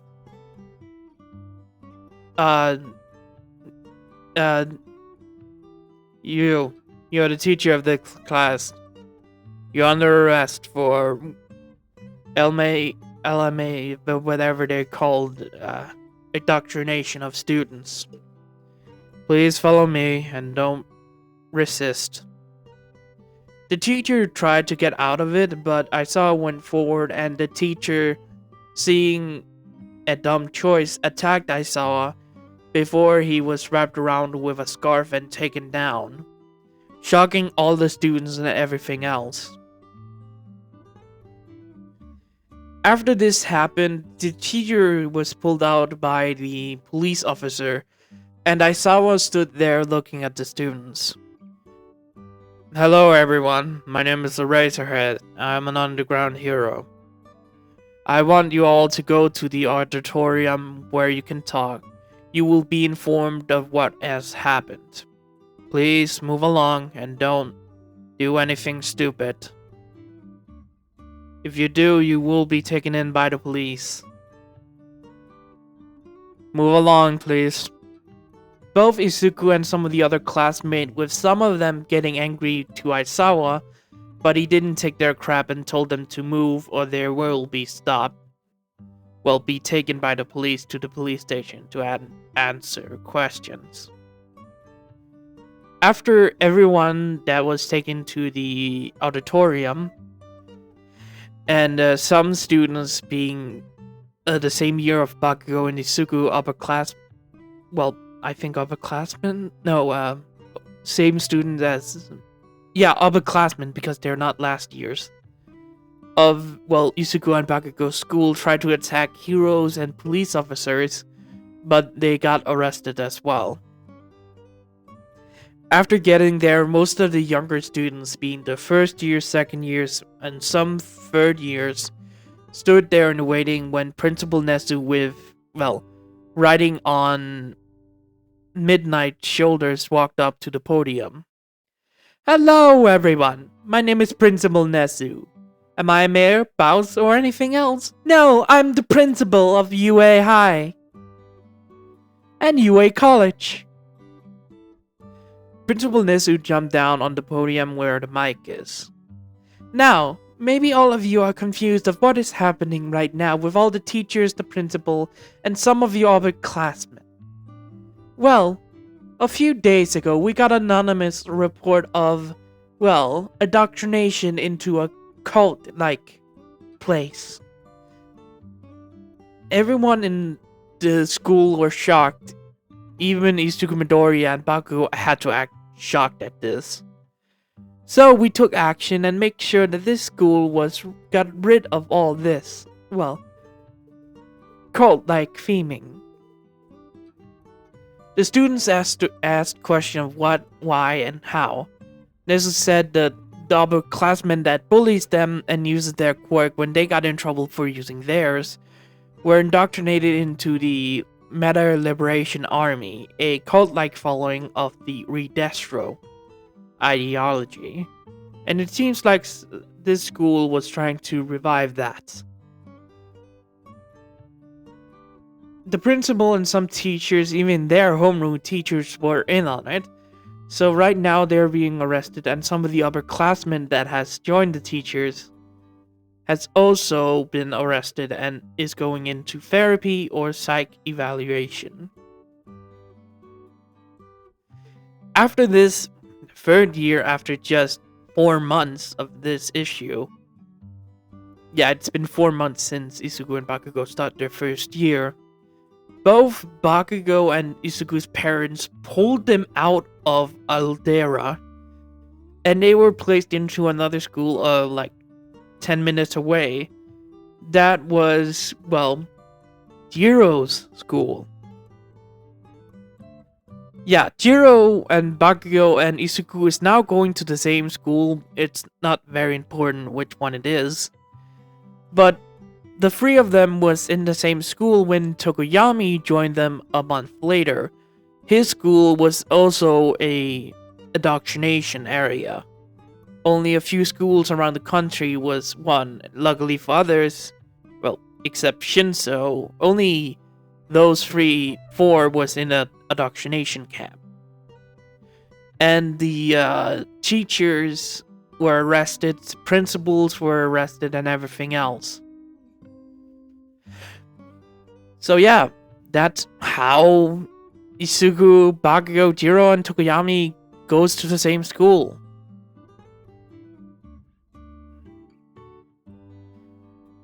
A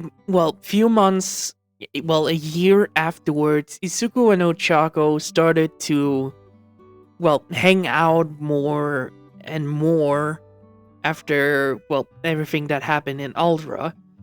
And both of them in this one started to like each other earlier and earlier until a month ago before this day, both of them decided to start dating.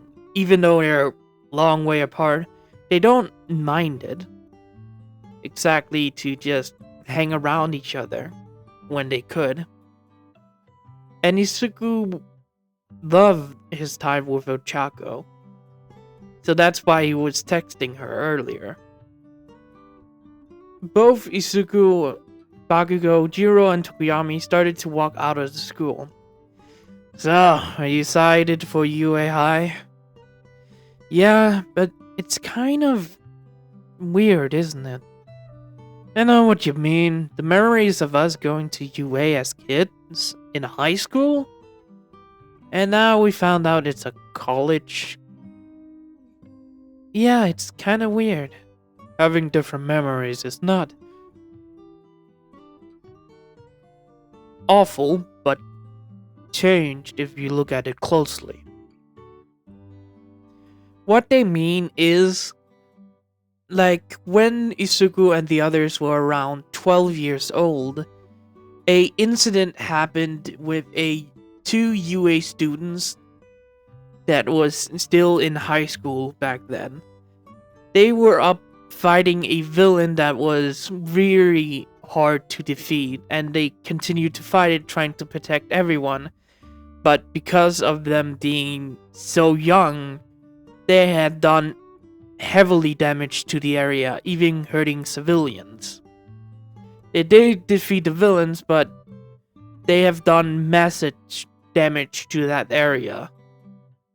So, UA has decided when that year ended, when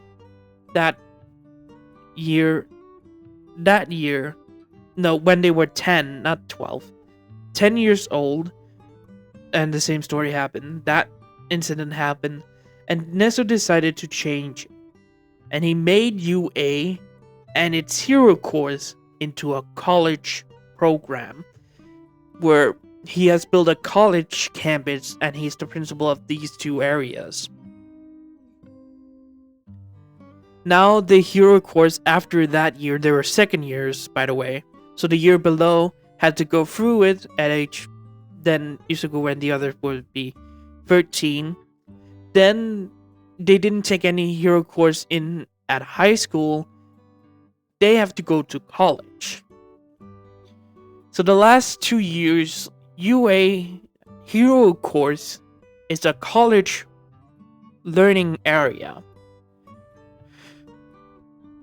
So they have to do a lot of shenanigans to get into UA College now, not UA High. And Isuku and the others completely fucking agreed with that. If they knew what the figures said in their when they remembered all, a lot of canon events will happen in their life. But sometimes things change, and this one was one of the huge changes. With UA making it a hero college, other hero school made it a college program as well. So they don't get an incident that badly again. There was also Aizawa's incident back in the day, and other incidents that made Nezu say, fuck it, I'm making this a college, they need to be older. So after that, Isuku and the others talked a little more, but Isuku had to head off towards his family house because he had movie night with his dad that has returned, overseas again. This time he was in Europe helping out the Swedish government with a catastrophic earthquake. I think, yeah. No, maybe not. No, they don't have earthquakes. With a uh, massive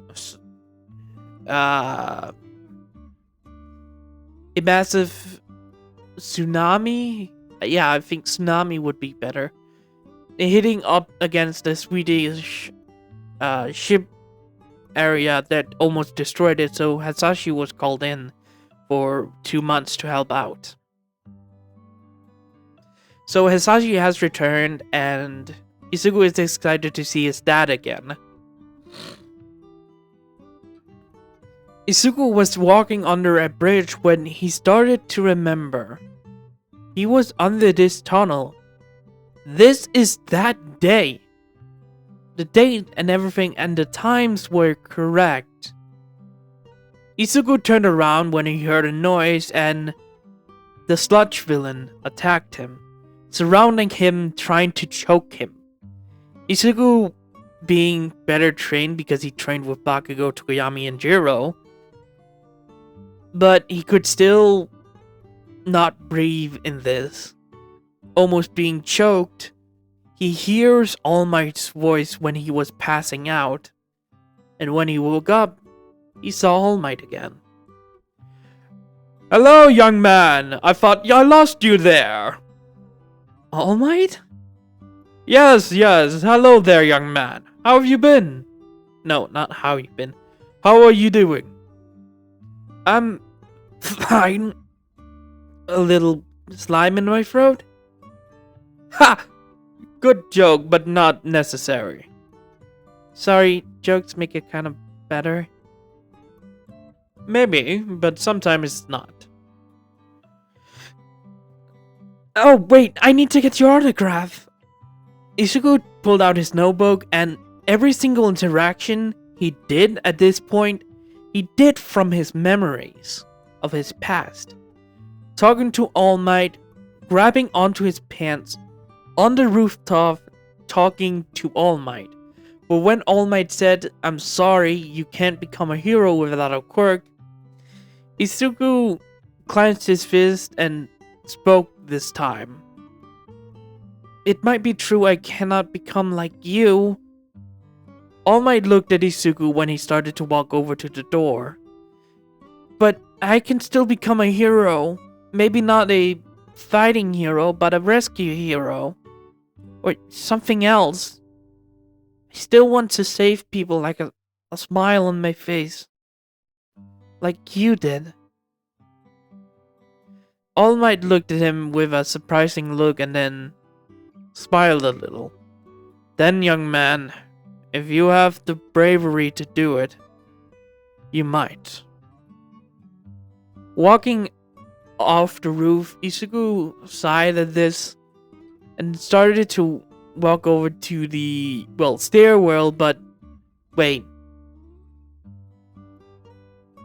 This is the moment.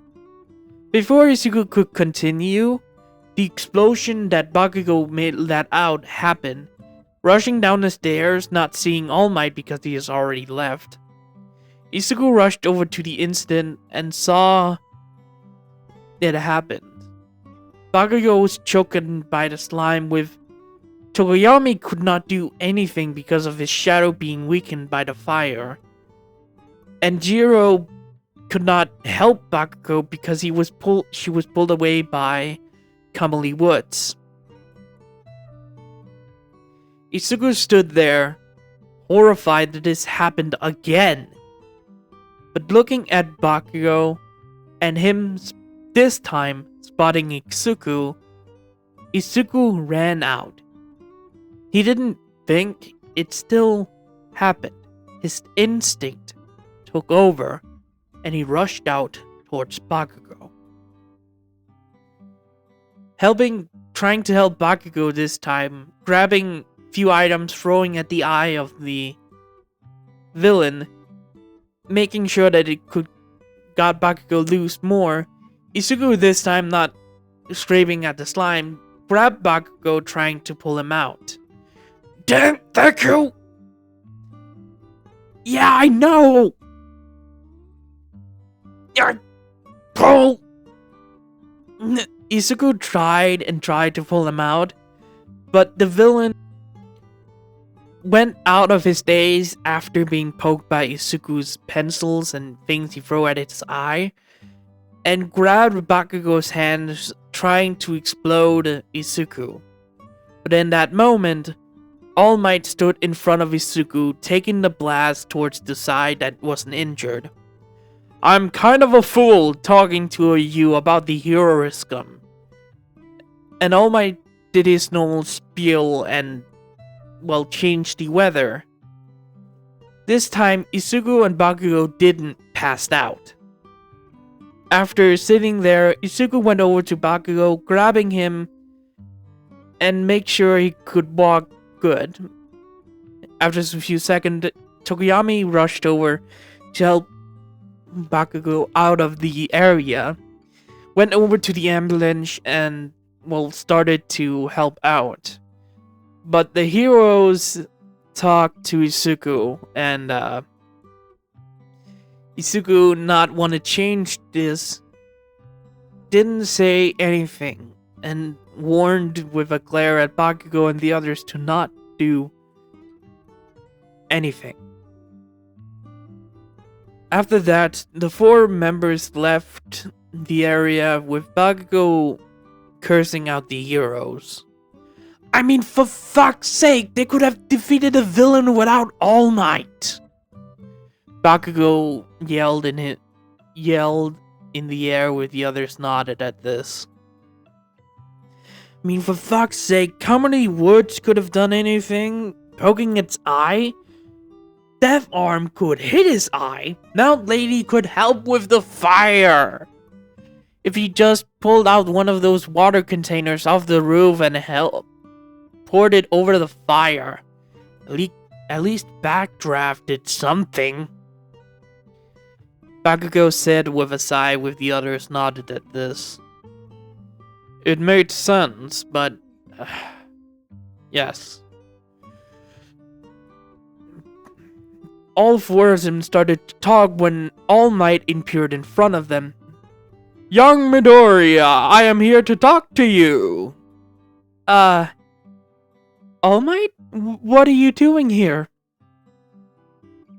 "I came to talk to you, young man, and answer your question you asked me before."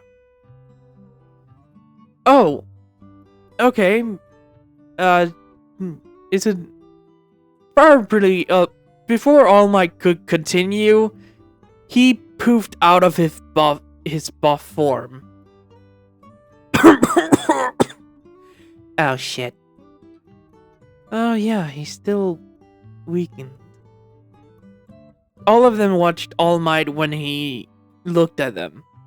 "I might ask you to not speak of this, young ones." "We won't. We promise." "Alright then. Young Midoriya, the reason why I came back to talk to you. What were you feeling?" And the whole spiel with One for All and All for One happened, with Izuku, All Might trying to not talk to the others, but Izuku said he's trusting them with his life. And All Might, looking at them, spotted something on all of them. Tokoyami in the future timeline had a scar around almost at his neck area. That was a birthmark now, that All Might could see because he had taken it. His shirt was kind of ruined in the Sludge Villain incident, with Gio's earlobe also being shown, and Bakugo's scar on there, and Izuku's scar on his eye. "Oh. Well, I can see you all seem trustworthy to each other." "Yes. So what is it?" All Might did his spiel with the quirk and explained everything, with Izuku feeling emotional again. He started to cry and accepted the deal. And because of it being, well, everything, the hero course is in college now, but UA High, the high school of UA still is around. And they will also teach students there, but not about heroism, more about helping controlling their quirk in if it's gonna be dangerous. They also do this from the normal course, like the study course and everything else. So when Izuku accepted, his 10 months of training started that weekend, because it was a Friday at that point.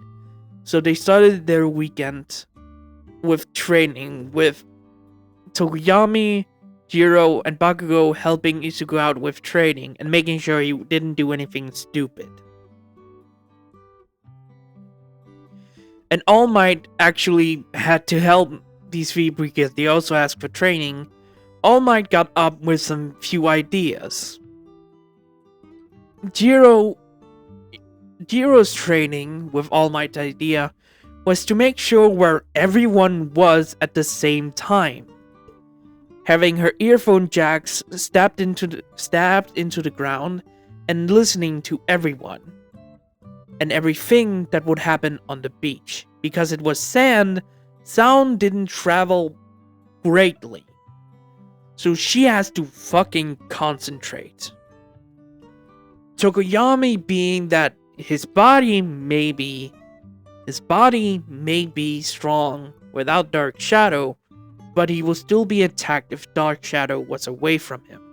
So he has to learn how to fight on his own without Dark Shadow, and Dark Shadow has to fight on his own without Tokoyami. So both of them train far from each other, but All Might still made sure that Tokoyami will, train together with Dark Shadow sometime. Dark Shadow. And with Bakugo wanted to train his explosion, and All Might, being a hero, allowed him to use his quirk for helping training. And because he is also All Might's secretary in the meanwhile, he sometimes come in Toshinori form, and does the training most of the time, with All Might staying away from training sometimes. And All Might got permission from his detective friend that he could help these students out on Dodokoba Beach. When All Might was training Bakugo, he asked for Dark Shadow's help because it needs to concentrate without Tokoyami's opinion, to start throwing cans and everything else above the trash when Bakugo had to shoot and exploded with his, a smaller AP shot.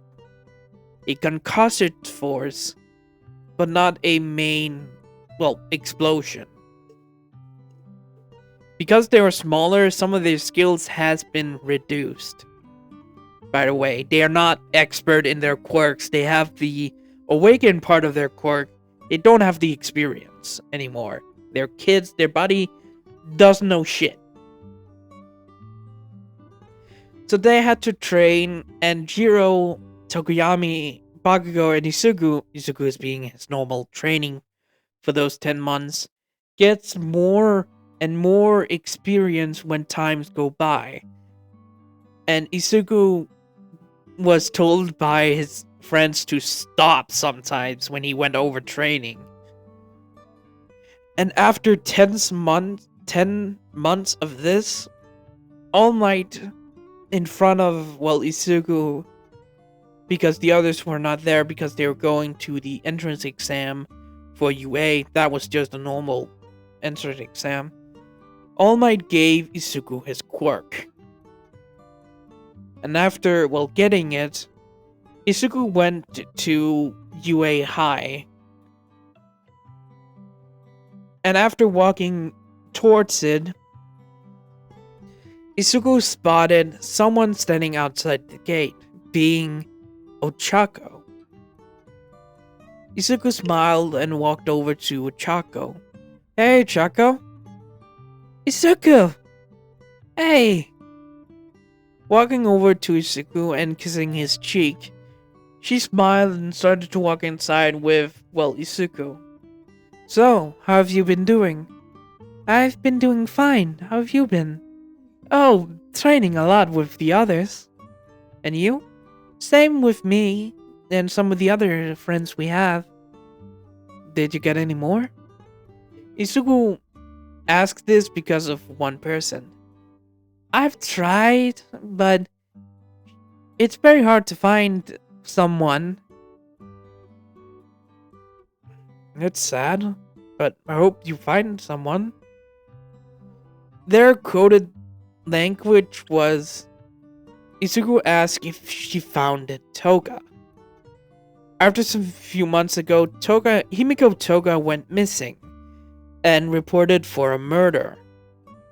Ochako tried to find her, but she actually never knew where she went in this time period.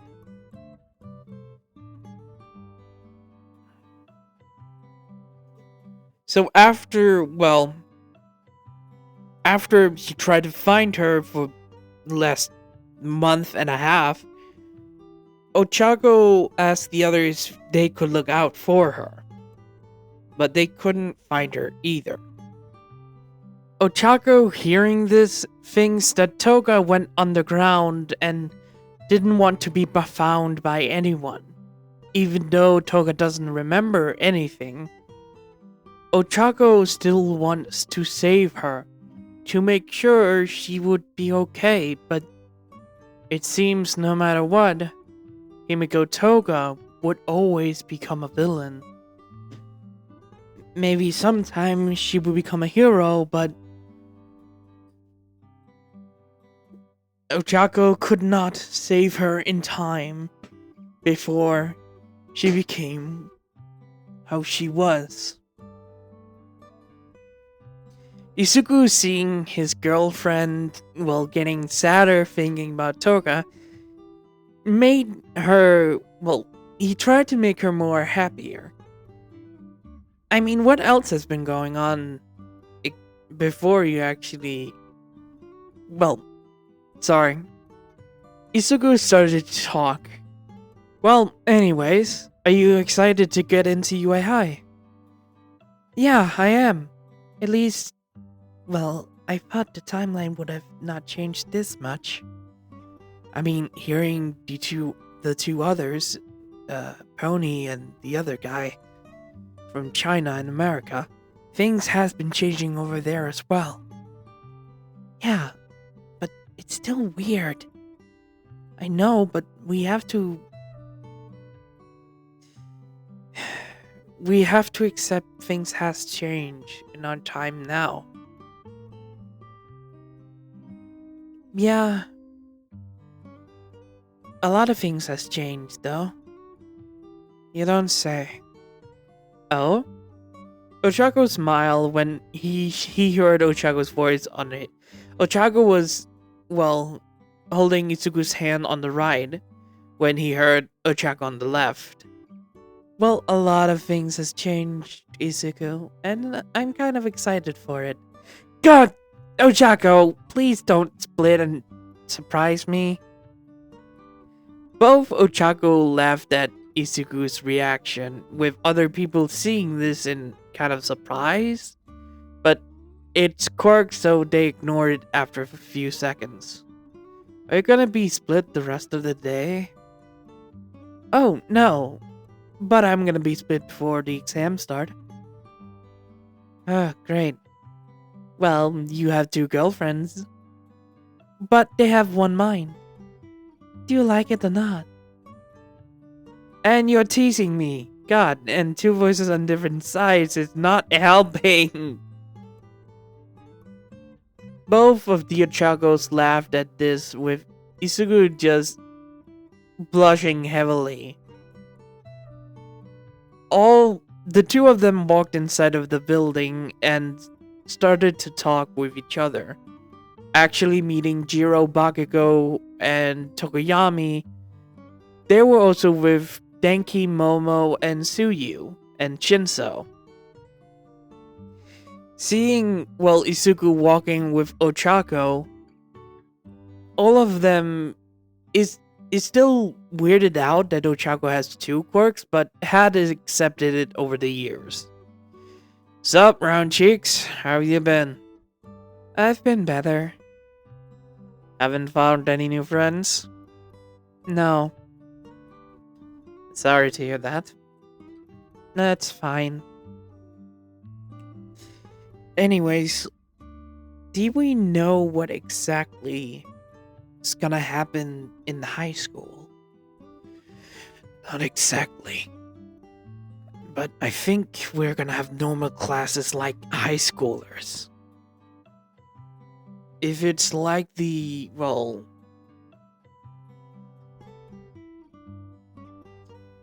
fuck. General studies students? Back in our time?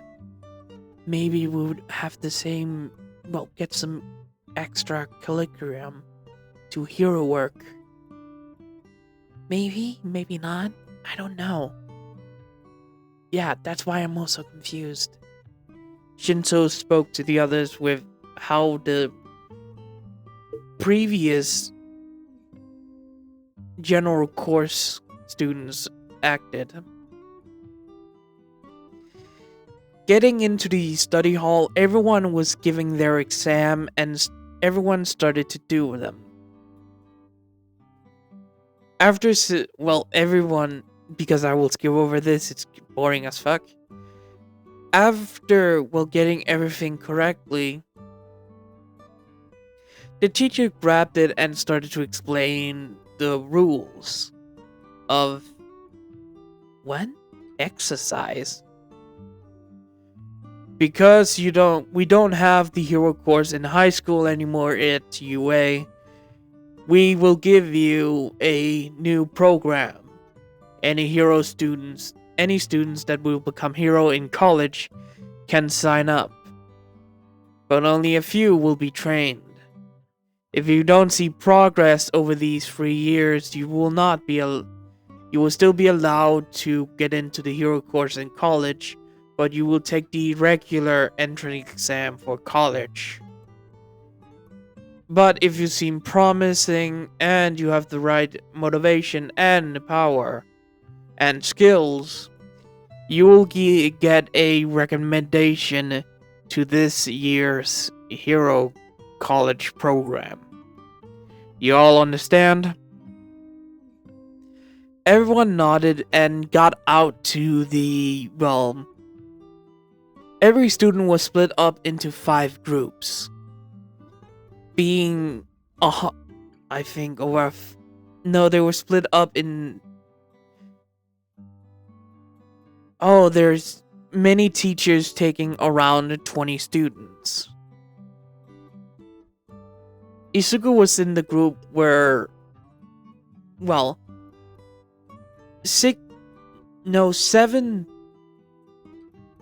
9 students from Class 1A, 6 students from Class 1B, plus Shinso and Mei was there as well.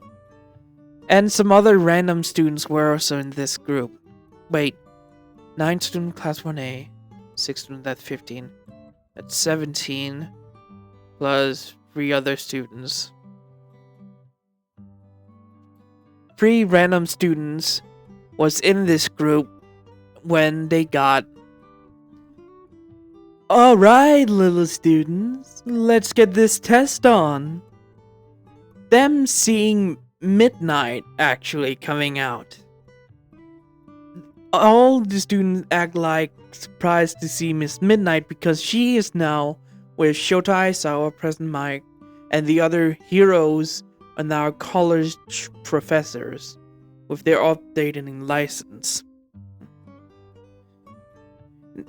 Because they have to do a quirk examines, the college teachers are there to make sure everything will go fine. And they did Aizawa's, well, exam. So they did can't talk. They did every single exercise from Aizawa's test. So sit-ups, push-ups, squats, and every single other, even ball throw was there. But they have also got some new exercises. Being what actually your quirk is.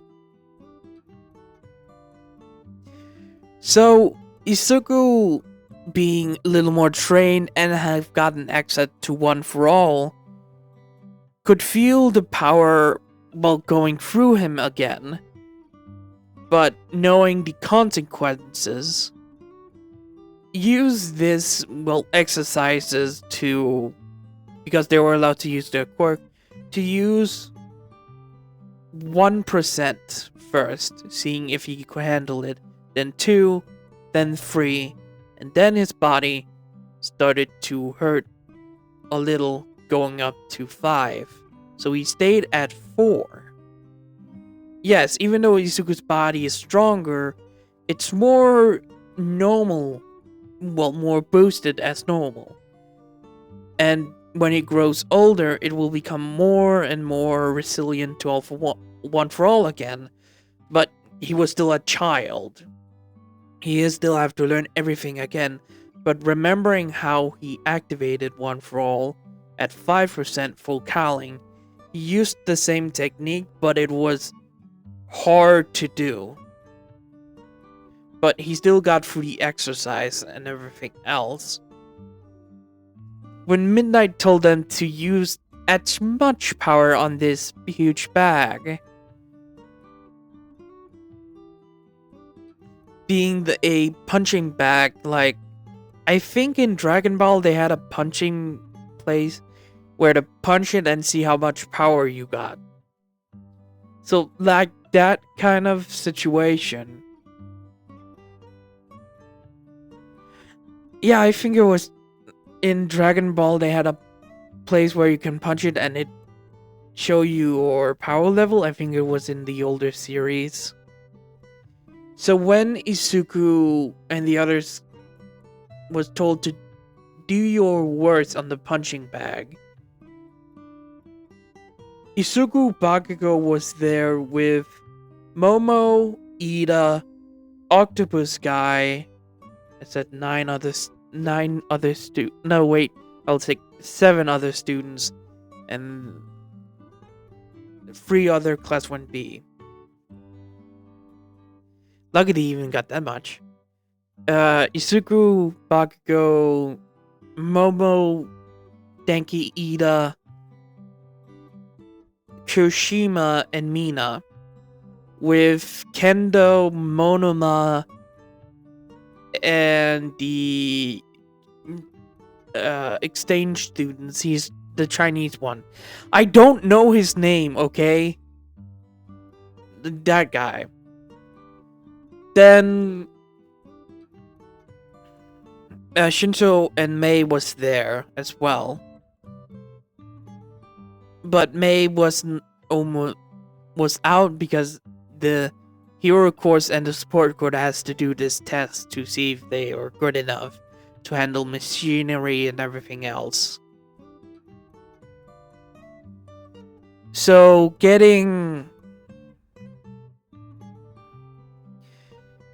everyone got ready, meaning that there are 7 now. There's 3. Monoma, Trini's got that, is 10, 12, so 8 other students also this test with this group.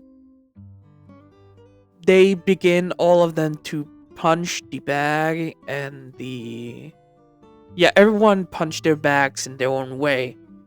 With Ida kicking it, Bakugo exploding it, and it was durable as fuck. Momo using a fucking cannon to do it. I said Isuku, Bakugo, Ida, Momo, Denki.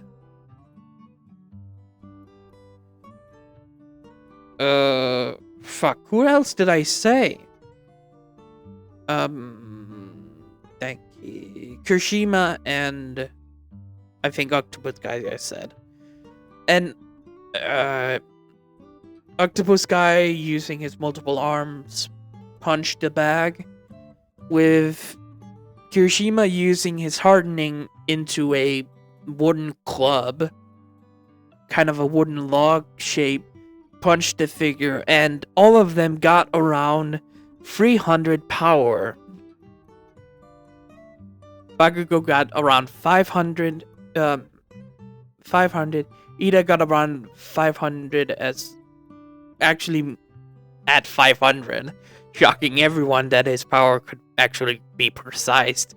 Momo got, because it was a fucking cannon, around almost 600. It was like 598 power. All of the others got around 400 to 200 power. Shinso couldn't punch hard because he was a normal fucking dude. And he wanted to show his worth with his ability and skills instead of just his fucking quirk. So when Izuku's turn came up, he stood there and asked, "My full power?" "Yes, as much as you can." "Okay, I haven't done that much because it kind of hurts me." "Don't worry, we have the best medical team we have." "Okay."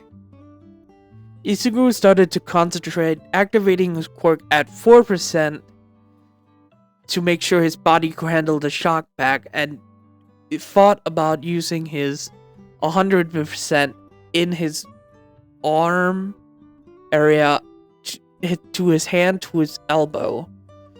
And then he went over and punched the bag as hard as he could, and his score went up, and hitting 857 power, making it the strongest hit. But fucking damn it, that hurt! Midnight, seeing the power Izuku gave and how he was hurting, rushed over to check up on him to see his arm was now purple. "Jesus Christ, kid!" She immediately called over a medic bot, and it came over rolling, grabbing Izuku, putting him on the stretcher, and rolled him to the, medical field. Meeting Recovery Girl again, and seeing, Toshinori Yagi there, actually confusing Deku. "Mr. Toshinori?" Izuku learned how to, to call Toshinori, Mr. Yagi, not Mr. Toshinori. "Mr. Yagi, what are you doing here?" "I came here to, get some more info about teaching before I go to my license for a teacher. But I also had to go to Recovery Girl to check up on myself. But how are you, young Midoriya?" He looked at Recovery Girl because he still knows she knows, but she and him doesn't know. All Might told him she knows, don't worry. So Izuku said, I used my quirk on the punching bag, and I broke my arm. I thought about eliminating myself because I could feel the power, but it hurts. Really hurts. I'm sorry, young Midoriya. It's fine, All Might. At least I got some years to train my quirk in this place before college. You can say that, young Midoriya. After, All Might and Izuku got done talking, Recovery Girl went over to heal up Deku's arm, and scolding him as well. After being there and recovering because the punching bag was the last thing to do that day, Izuku got out after some few hours with a fully recovered hand but still had bandages around it. After walking out, he met Bakugo and Uraraka because the others had to leave at that point. Are you okay? Ochako went over and tried to help Izuku out with him just putting his arm around her shoulders. I'm fine. It was just the first time I used that much power in this body. I see. And I must say, I'm really fucking glad I'm really fucking glad I used my power more often back then as full cowling. I see. Izuku and the others started to walk they started to walk back to the train station, with Ochako asking if she could stay over with Izuku. Izuku has met Ochako's parents, and Izuku's parents has met Ochako's parents. And she is allowed to stay over at Izuku's place a lot of the time, here and there. Izuku said it was fine by him, but he still had to ask his dad and mom. So calling them up and Izuku asking if Ochako is allowed to stay, the parents agreed and Ochako called hers and they agree as well. Sitting down on the train, all three of them relaxes in the train station. So, do you think the time would resume? Bakugo spoke quietly so no one could hear them. I don't believe so, Izuku said. If the timeline would start, that means that they have to attack the USJ.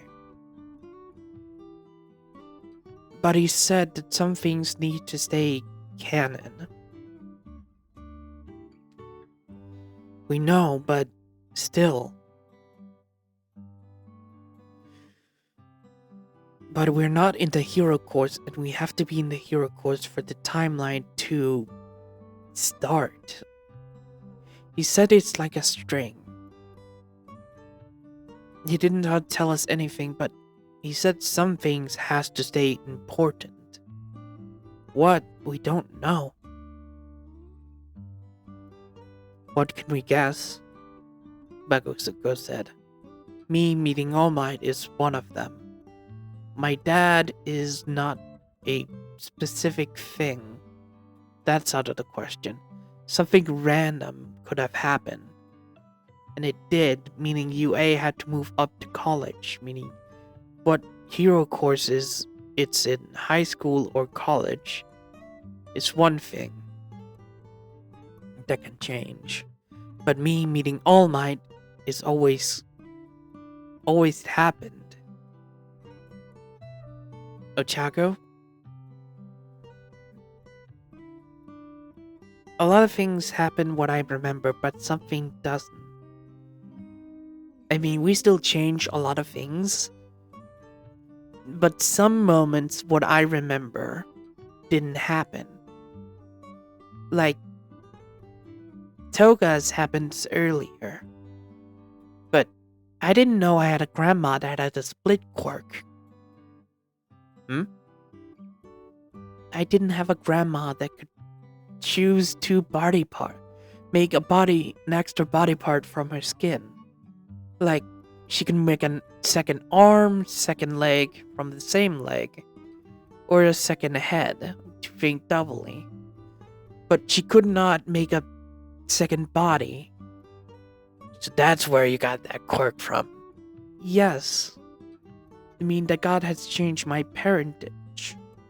heritage. Yeah. What else? What else could have changed?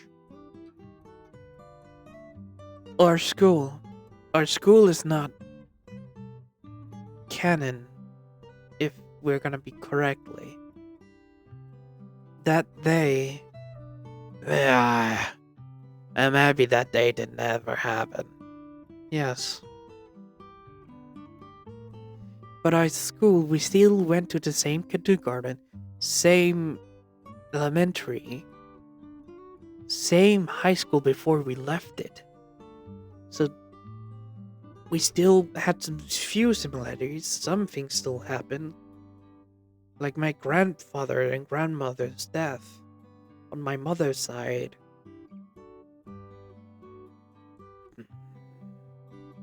The river thing still happened. Where I fell down the tree. Yeah, that was a straight copy, except me getting angry at you. Our friends were still the same. Yeah. The wing guide still disappeared, though. Yeah, he did. What else? I think a lot of things has changed. But I'm happy some things did, and some things stayed the same. You're right. Well, Ochako smiled when Izuku looked at her. I'm happy we started to date now than...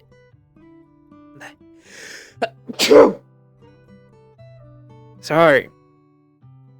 I'm still happy we started to date beforehand instead waiting 8 years after our high school. Yeah, you can say that at least.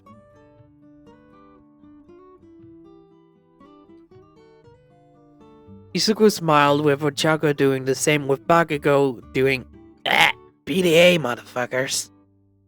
Oh, calm down. Like you aren't gonna date someone in the future. Matter of fact, don't know what you mean. Bakugo, we both know you dated Kami.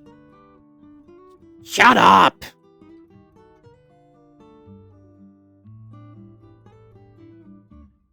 No.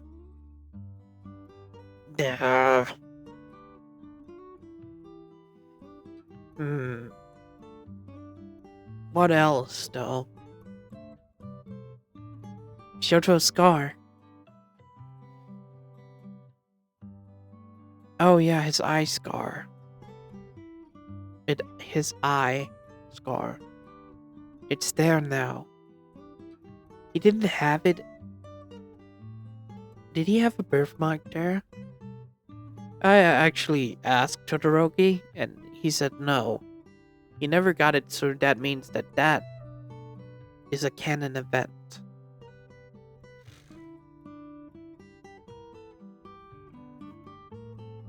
Oh.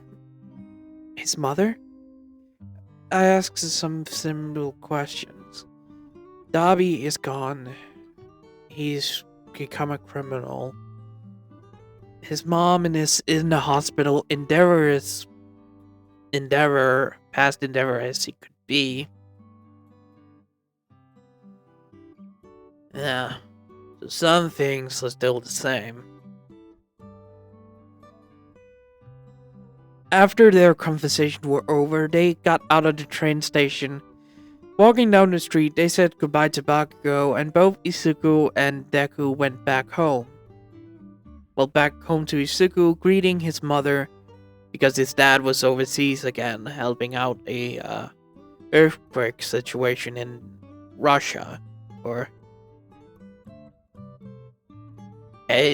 where the now Russia is. There's a new country because Russia was destroyed at one point in time. So Izuku greeted his mother with Ochako doing the same. His mother making some food with Ochako walking over and helping out. With Izuku wanted to do the same, but Ochako just split herself in two and just dragged Izuku away from the kitchen, making Izuku shocked. Wait, what? Nope. We're gonna hang out in private. And I'm gonna hang out with Mama Midoriya.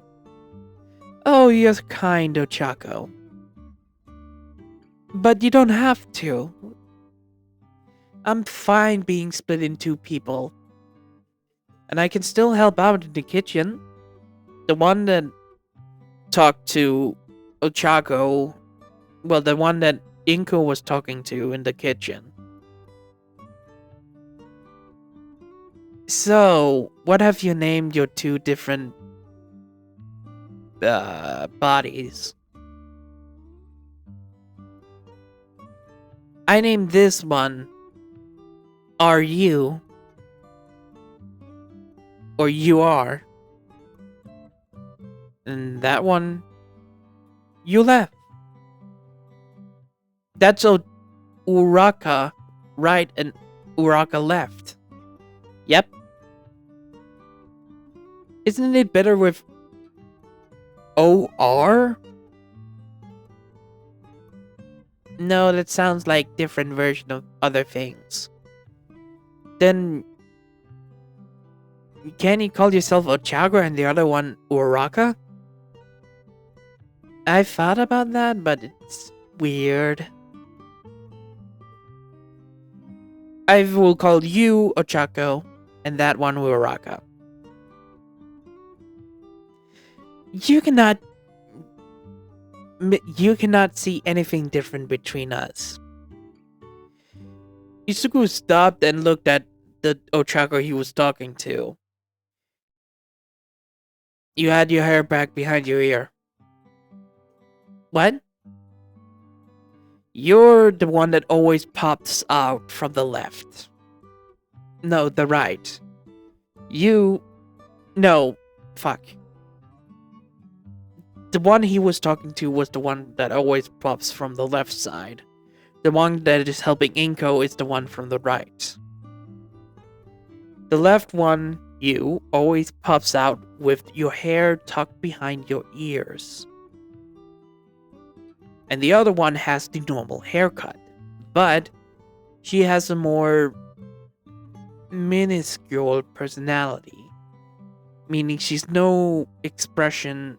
She doesn't have a lot of expressions than you. But she thinks more clearly without emotions.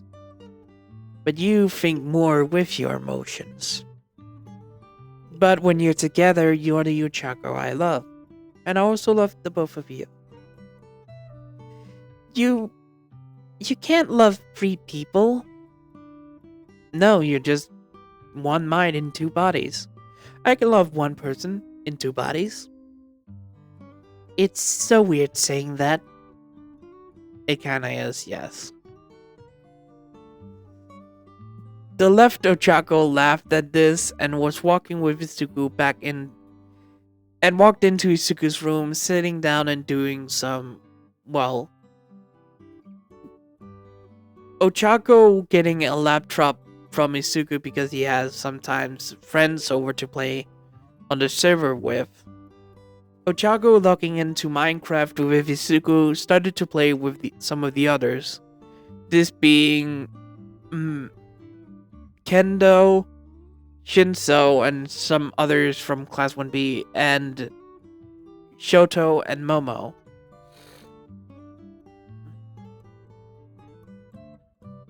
Because of the entrance exam being different for UA High, there's no students that comes from the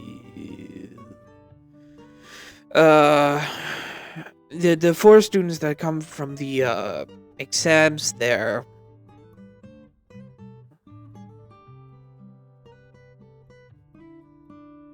The one Shoto and Momo got, that didn't never happen.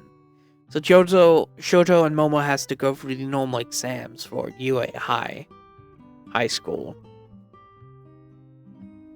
Talking with some of the others of what is happening in their lives, everything went normally for them. Until a week later, when all of them, even Shinto, got into their classes and got extra courses in hero work. Mei was accepted into the support items, well, junior, meaning they can make minor support items, not costume designs, yet. Everyone was happy about this, and when classes start, they focused about their future in college.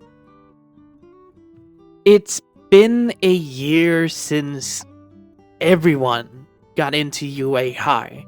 And what they have learned is the USJ incident hasn't occurred yet. The break-in has not occurred. Aoyama, what he have told, has not got his messages yet. Meaning, it's not gonna happen in high school. It's probably gonna happen in college. So the student has thus been high schoolers going to McDonald's, going out with friends at the mall, and everything else, and Izuku hanging out with Ochako more.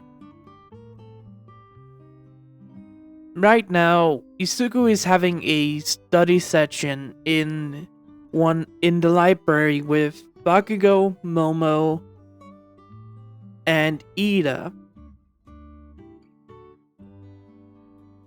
And Todoroki, Kendo, Monoma, and the other guy. Because these guys are have more plans and know what else to do. So, Izuku asked after 5 minutes being in a private room of UA, when they could study. What else should we learn? Maybe figure out some history stuff. Ida spoke, taking a history book. I mean, the history isn't that special, Monoma said. Yes, sometimes it's not, but we have to learn from the past to make the future better. Yes, I do understand that. That's mostly important in our lives. But sometimes, some information could not be right. Monoma said with the secret message is we should talk about the past self, but still learn what is going to be different in our future selves. Yeah, you are correct, Monoma, but still have to learn everything about our past and our country's past. Anyways, Momo interrupted. Izuku, how's your uncle? Oh, he's decreasing. He's, almost about to retire in a few years. His time in that company is going down a lot. But I'm happy to see him giving more responsibilities to the younger, employees. I see. Izuku was talking about All Might's career of him going back and back from heroics, making other, heroes go more and more into, saving people because they cannot think anymore. Oh, All Might is just gonna do anything. Because they're not, because All Might is not almost there, because he has said, I am getting older, in one podcast a few months ago. I am getting older, and I'm not getting very more powerful. I need sometimes to think about letting the younger heroes doing their own work. So I have decided to go into UA College to help the younger generation now. So my heroics work will decrease over the years. But I will still become the greatest hero, even though my number one position will weaken over these years. All Might said to one of the podcasters, shocked that he's, getting... Because all of people think All Might is almost a demigod in a sense. But because of All Might saying this, his reasoning was because of Midoriya and Bakugo and some of the friends being... Because of Izuku told the others to not get involved with this, not even saying Ochako, hey, it's only gonna be us four talking to All Might because he knows he can trust us. He doesn't know you, let us handle All Might. the four of them has talked to All Might and saying it's with his wounds he has to take sometimes he has to take a break.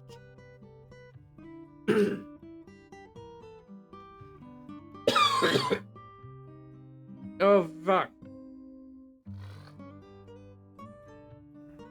Sorry about that. If All Might didn't take a break, he would destroy himself in just a couple of 2 years. All Might trying to say he was fine with his work, but Izuku told him, All Might, I know you're the #1 hero, but you're kind of have given us a problem.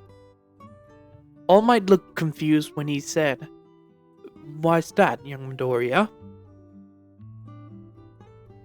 I know your time limit is only like 3 hours now from the 4 hours you got when you met me. By the way, the injuries All Might got was only like 2 years when Izuku was 12. So yeah, All Might had recently gotten his wounds instead of the original timeline. Sorry about that one. All Might got his wound 2 years before he met Izuku's when he was 14. In the original canon, I think there was a 6-year gap. But anyways, Izuku told All Might, I know you're the #1 hero, and I know you wanted to save everyone you can, but you have made so everyone will think All Might would come and help them. Even though that's good and great, that means heroes think, oh, All Might can come and help us. That is awful thinking for a hero. Maybe not for a civilian, but a hero thinking this is a bad idea. All Might, hearing this, told Izuku he will try for a month to take some few days off, and he will see what would happen. So a month later after that talk, All Might did that. For example, on Monday he appears. On the first day, Monday, he is there around town saving and helping others. Then he took a break for 1 day. Then he came back off from every single month. And when he was off duty and wasn't in the costume, the crime rate went up and heroes has trouble to even do anything. Seeing this, All Might has started to, continuing this pattern, and because he has taken some days off of hero work, his wound healed slowly and more securely. So All Might has still have around, at this point, 3 hours to be All Might. But because of he has making sure that his wound would heal sometimes, and make sure he took like an hour break in between, in our All Might, an hour break, our All Might, hour break, our All Might. So he makes sure his wounds could heal from sometimes. And Izuku and the others told him, if the heroes got it, don't interfere. All Might also tried that, and it has been great for All Might. And the heroes has thought, oh, All Might is not going to be around for some times, and they have started to. Some of them have picked up, a lot of more jobs and making sure that they're actually heroes instead of just celebrities. Some heroes stayed the same, like Slide and Go. He was in the LMA, so he still pretended to be a hero. And some other heroes that just wanted to be celebrities, didn't do anything, but stayed the same over this year. But some heroes like Camely Woods, Deaf Arms, Mount Lady, Edshot, Best Genius, Endeavor even, and Mirko, Hawks, and every other top heroes from top 10 to top 20 and some from top 30 started to pick up more slack in Hero Society.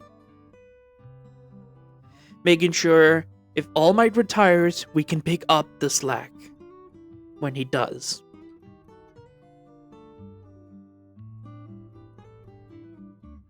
So yeah, a lot of things has changed when Izuku, Jiro, Bakugo, and Tokoyami talk to All Might, making sure he will be fine. So, yeah, the whole All Might situation is going so he can have the same time as the original canon, but Izuku also wanted to make sure that he will be okay with his wounds and it will heal. So everyone was happy to hear that they have taken care of that, but still worries about All Might because they're our kind of favorite heroes. They also talked about how, well, other random stuff in this session, but still talked about their timeline, but in more discreet ways. But Izuku have noticed something. Is it just me, or is the camera looking at us sometimes in the hallways more at us than others? Izuku asked in the study session, "What do you mean?" I mean, haven't you noticed that the cameras, when we walk by, always sometimes focused on us? I mean, at one point I saw a camera when it started to move side to side. When me, Bakugo, and Kirishima went to get some snacks for the class in a study session, the camera stopped in the middle and turned back to us. When it turned to the left, it stopped in the middle and turned back to the right. I didn't see that. Yeah, I noticed it when I did. It was the first time I saw it. Now that you mention it, the cameras has been looking at us for quite a while with weird behaviors. Do you think someone's watching us? Momo asked with surprise.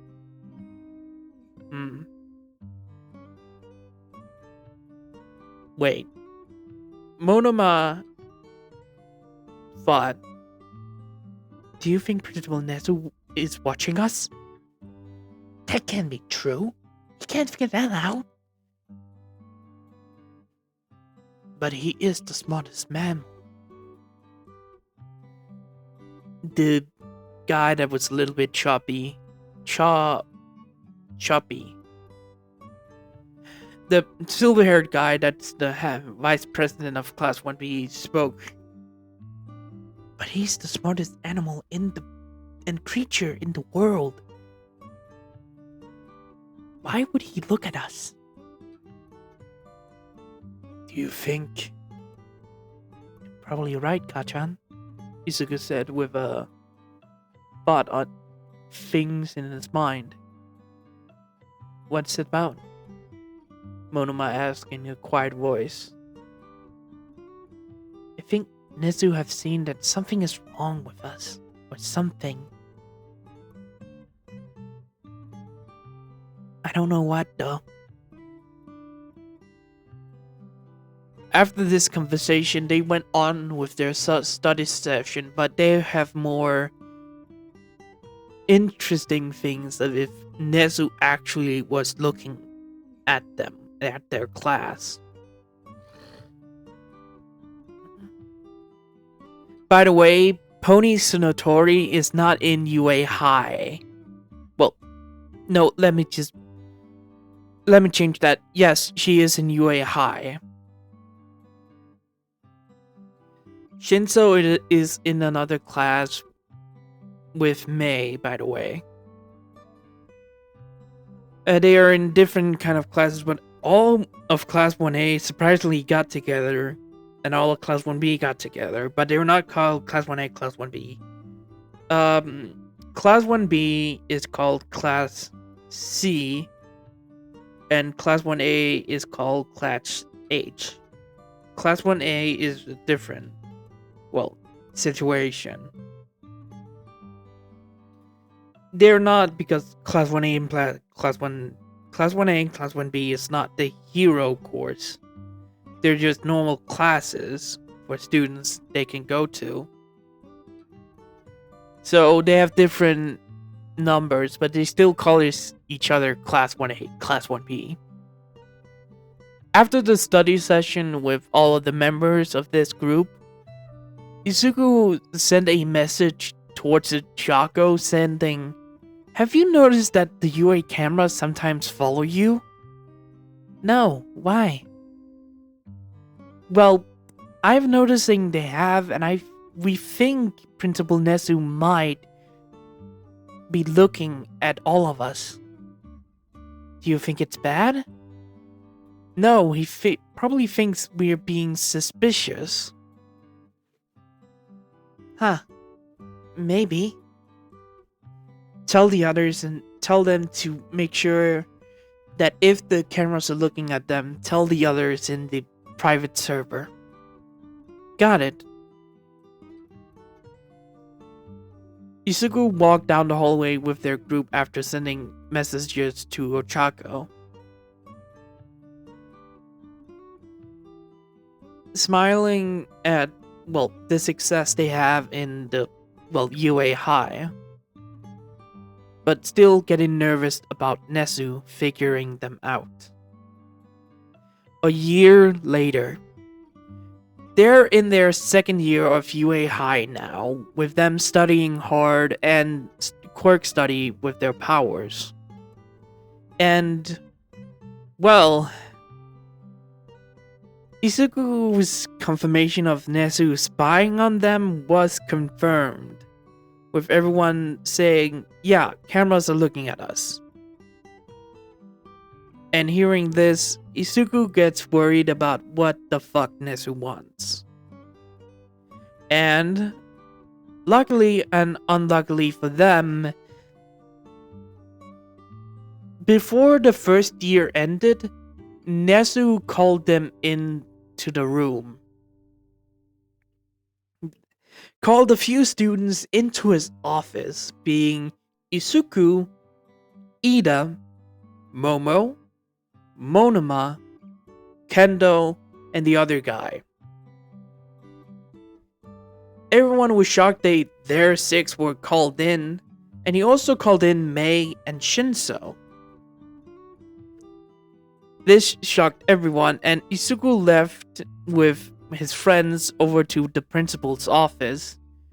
And after some few moments with the others coming there, all of them walked inside of Principal Nezu's office, where they saw Nezu sitting at his chair with All Might Aizawa and the detective being there.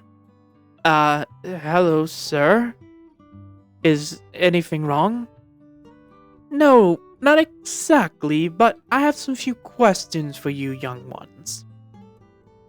"Oh, hope it's not, weird questions." "Oh, they would be quite weird, if you might say that." "Now, take a seat, take a seat." All of them did, and all of them looked at Principal Nezu. "Now, I have been noticing some weird things with your classes, and with you two, young Shinso and Mei. You all seem close when you came here the first year. When the year started." "Oh, we did, sir? We didn't notice." "Yes, but all of you seems like you knew each other beforehand." "Oh, no we didn't, sir. I'm confused what you're talking about."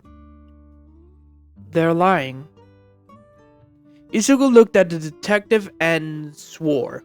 Fuck, I forgot about its quirk! May I ask again, did you know each other before you got into my school? Um...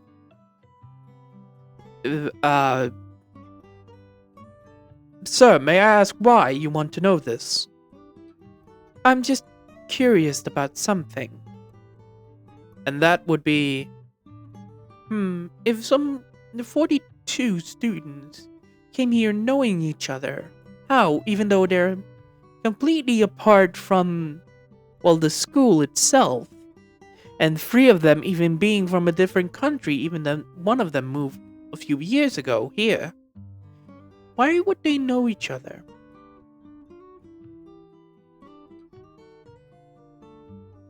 We just met each other at a cultural festival a few years ago, and everyone got along.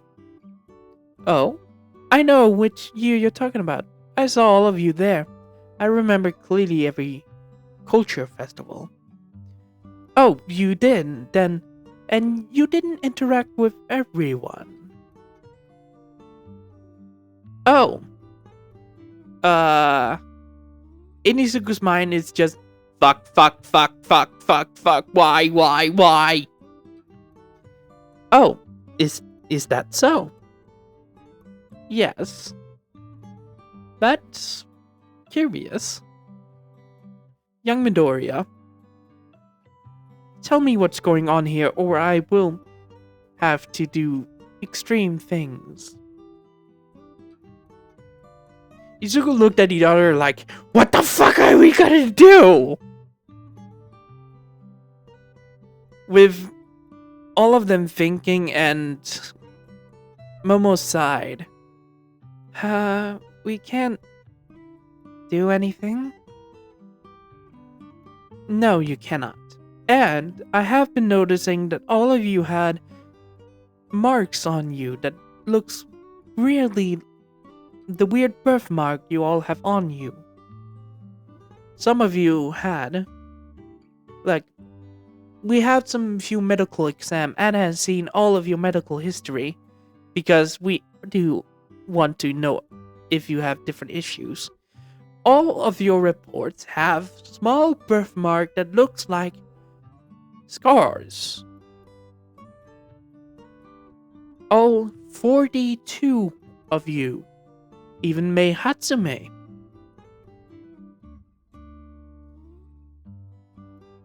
May I ask, what is going on?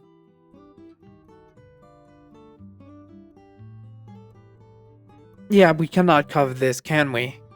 Izuku said, sighing with his hands in his face.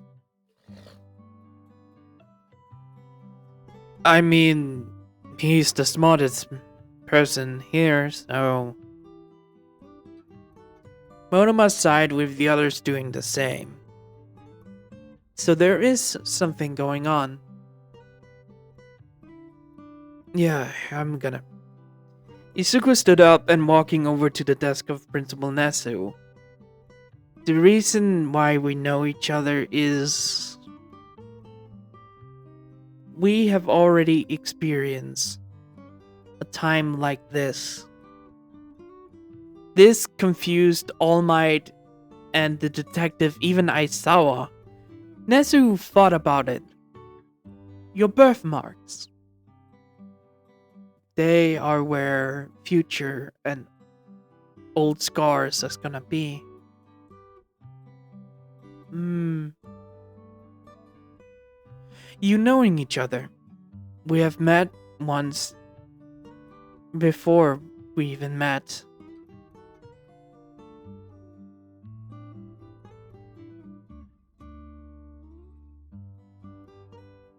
You are saying you are from the future and the past. A sort of way? Young Midoriya, what are you talking about? All Might ask with shock. It's hard to explain, because you will all believe we are crazy, but we're not. Young Midoriya. Izuku looked at Nezu and... Are you from a future that has passed? Yes. Nezu looked at the detective with a shocked look. He's telling the truth. What happened? For you to be here, in your past. It's not our past exactly copied. It's different. Before we got here, all of us, from Class 1A, well, my class and Kendo's, Monoma's class, we were heroes when we were older. We had to stop a villain that wanted to go crazy, wanted to pull someone from the past to the future to make him the god of their new, their new kingdom, their new country. On an island, May was brought along because there was a machine to amplify the villain. But when he activated his quirk to pull that individual to the future, he collapsed and his time power destroyed our time. So, you are from the past, but it is also our future. Yes and no. When I woke up, I was met by a otherworldly creature, if you might say. What creature, young Midoriya? Toshinori asked with worried. It was a figure covered in a cloak with a face like a blue skull and had sunglasses for eyes. Told like he was the god of our world. It seems that the individual that was going to be pulled from the past to the future would have destroyed our time, making it into a do you know about the snake that keep eating its tail until it just poof to it? So the villain would have created a loop where you remember fighting that villain, but at one he disappeared. That would have gotten you old and new memories. Yes. The sort of god told us he has intervened, cutting the time where I met my future partner, where I finally confessed to my future partner, cutting up from there and making sure that the time we came from was alright, but it collapsed, so he had to save us. The only 42 people that survived. But he made our world different. My dad was not a hero in my first time. He was a salary worker working in America. But here he's a villain traveling around Here he's a hero, not a villain. Here he's a hero traveling around the world to save a lot of people. I see. A lot of things has changed for you then. Yes, but we only remembered. I don't remember all my feelings in the memories, but I do remember some points. So, what is the same, if this is correct? When I met you, All Might, All Might was shocked. What?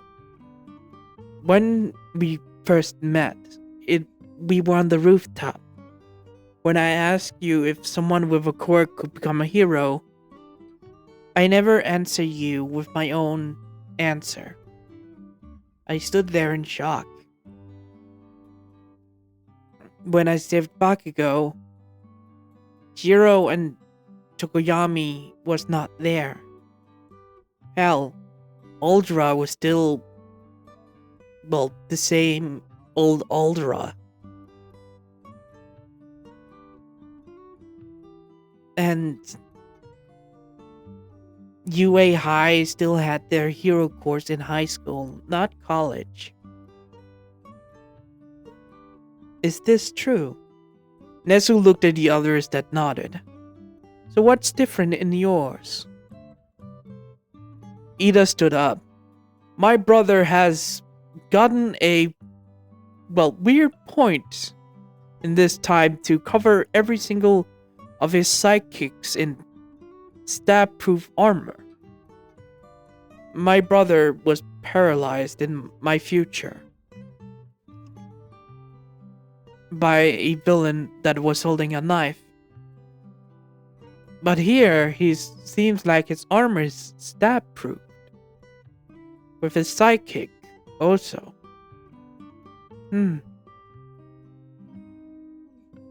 Everyone told the difference between the two worlds to Nezu, explaining the 42 students know about some points that's gonna happen, but they cannot tell. They would change anything, but some things has to stay the same. They don't know what would happen if a lot of things changed at once. That wasn't big. I see. Detective? All of that was true, sir. Well, they believe it was true. I see.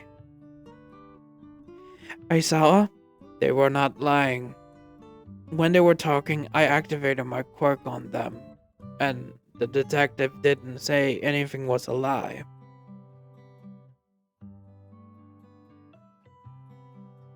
Can you tell me about a thing would happen in the future? But maybe something that could help us.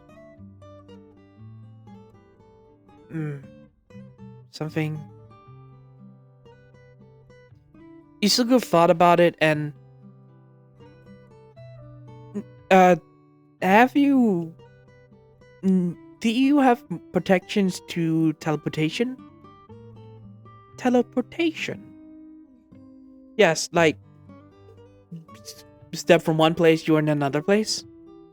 Is the security system ready for that? Something would happen with that. Yes. At UA. Yes, sir. Even though Ida told a lot of things that happened with his brother, but that he wouldn't tell him. I see. I'll see what I can do with that. Thank you all. But if you have a problem and you want to tell me, please come to me. I will do everything that I can. Alright, sir. All of them nodded and stood up, with All Might actually stopping young Midoriya. Can we talk, then? Sure, All Might. Privacy? Yes. Both of them walked away from the students that left Principal Nezu's office. Isugu walked down with the hall with, All Might. How much do you know? I know what All For One... I know who All For One is. I can tell you that much. You are afraid. The god that talked to us told us some things is supposed to be canon. If things change, you wouldn't know He didn't say that, but it's interpreted as you don't want to know what would come towards you. Maybe some things would be different in the future. But I don't think he said I couldn't give you a hint. Did you check his body when you killed him? His body? I blew his head off. Yes, but All Might. He's almost 200 years old, isn't he? Wouldn't he have a plan for that? Oh God, I am a fool. Yeah. So he could be alive. To be honest, yes. He could be alive. I see. Thank you. All Might hugged Isuku with thanks and walked away, thinking about everything. Oh, and please don't exhaust yourself, Mr. Toshinori. Mr. Yagi. I know. Thank you. That's one of your predictions, wasn't it? The four of you. It was. Thank you. Toshinori walked away with Isuku sighing as much as he could. Walking out of the school, Isuku looked up at the sky and sighed. So... Ochako came up from behind and looked at Isuku. He looked at her and... You're split up again. We are. Looking to his right, he saw the bright side of Ochako, the one that has the normal haircut of Ochako, but looks more, well, quiet with her emotions. Looking to the others, she had, well, her normal hair and was more excitable. What did you talk about with the principal? She grabbed Isuku's hand and, well, put her hands around Isuku's arm, with the other one just grabbing Isuku's hand. He knows now, with Mr. Aizawa and the detective and All Might. Oh. Would that change anything? Even though we have changed a lot, we cannot tell them all things. Some future stuff that's more years away from now. Maybe, but... It's hard to say. Both girls looked at him with a small sad smile, but hugged close to him. With the one that's the left side of Ochako hugging close into his arm, with the other one leaning her head on his shoulder. We will always be there for you, even though we're split apart now. Both of us know that we love you. Thanks, both of you. Both of you. Yeah. Isuku looked up when he was walking with Ochako and... Well, our future is not clear. But I'm excited. And that is it from this episode. I hope you guys enjoyed. Well, not episode, this movie. I know I wanted to record more, but I am fucking tired. My voice is tired, and I won't... You have probably noticed there's not video game, because I didn't want you guys to look at the screen. I want you guys to hear the story itself. I know I didn't get into the proper UA timeline. That's because I want you guys to imagine what would happen. So, how did you all like my idea? I know it's kind of weird, but I just didn't know what exactly to do with a Class 1A, Class B went back in time.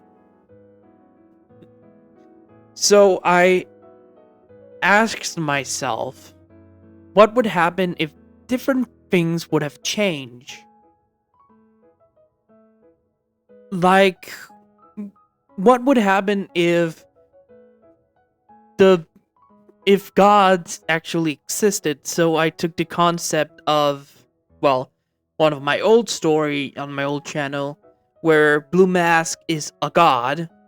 My character Blue Mask is a god that helps other worlds with their, well, situation and everything else. So I took that and made him a character, and that's who is the character telling the story. This is Blue Mask the YouTuber, not Blue Mask the God. So I made the decision that Blue Mask is the one to interfere with the timeline when, like you heard in the story, when he had to interfere with it. And I just thought, what would it be the actual reason Blue Mask had to interfere? And then I thought, yeah, taking someone from the past and putting them into the future would mess up the past and the future. Because how would this guy know who All For One actually is and how he could do? Because this guy was a psychopath and loved how All For One used all of his quirk, but because he didn't actually see the original fight, he wouldn't actually get that urge to pull him from the past to the future. So that wouldn't happen, but that would also happen if that complicated all the fucking stuff.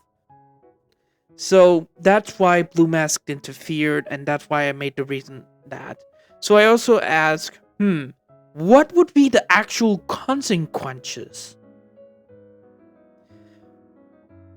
All of them being pulled from the future to the past again.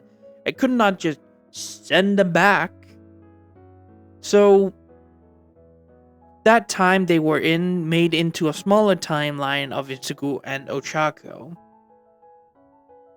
So yeah, not Izuku. What the fuck was I saying? So I made that Blue Mask made the original time again, so it could flow through, but still different things would have changed, like Izuku's dad, UA being a college and whatever and whichever. So I wanted to make that clear in this. And I also thought, what if the classmate game, Class 1A and Class 1B, Shinto and Mei gets a little boost with extra quirks, or their awakening quirks, and whatever. Then I thought, hey, wouldn't Ochako get Toga's quirk because of her blood being in Ochako? Then I thought, but then Toga, there would be another Toga, that would be Ochako.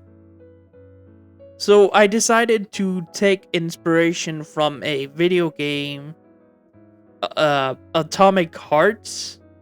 If you know that Russian game with the robot twins.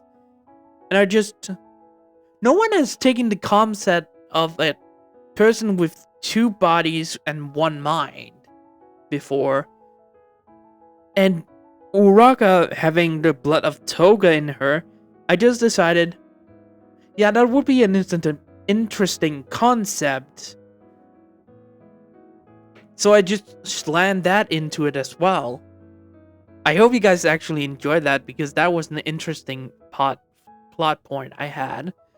And I also decided the scars on them would stay, but would be something else. They couldn't just be scars. It would probably be birthmarks or marks. I thought about it being paint or anything else, but birthmarks being the one I decided to go with. And the scar around Todoroki's eye, I make sure that that was actually told, yeah, that's just a scar now.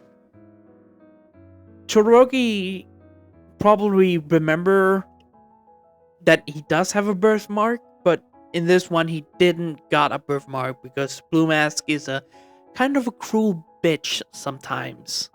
Even though he wants the characters to be happy, sometimes he has to say, "Yeah, sorry, man. That needs to happen." So Todoroki's eye scar, or the scar above his eye, needs to be a scar, not a birthmark, a scar. That is the canon thing that Todoroki needs to get. Yeah, there's also a lot of things changed in this one. So I hope you actually enjoyed this. Next week's vote, I will be posting. I do not want to record anymore. My voice is awful right now. I have been recording for 3 days and a lot of fucking clips of me talking. And most of them, I will say, is from the intro. Did you like it? I did a lot of things to make it right. Anyways, hope you guys enjoyed. Good morning, goodbye, farewell, see you later. Have a wonderful, wonderful, wonderful, wonderful, wonderful, wonderful day, my blue masks. Good morning, goodbye, farewell, see you later. Have a wonderful, wonderful, wonderful time. Bye-bye!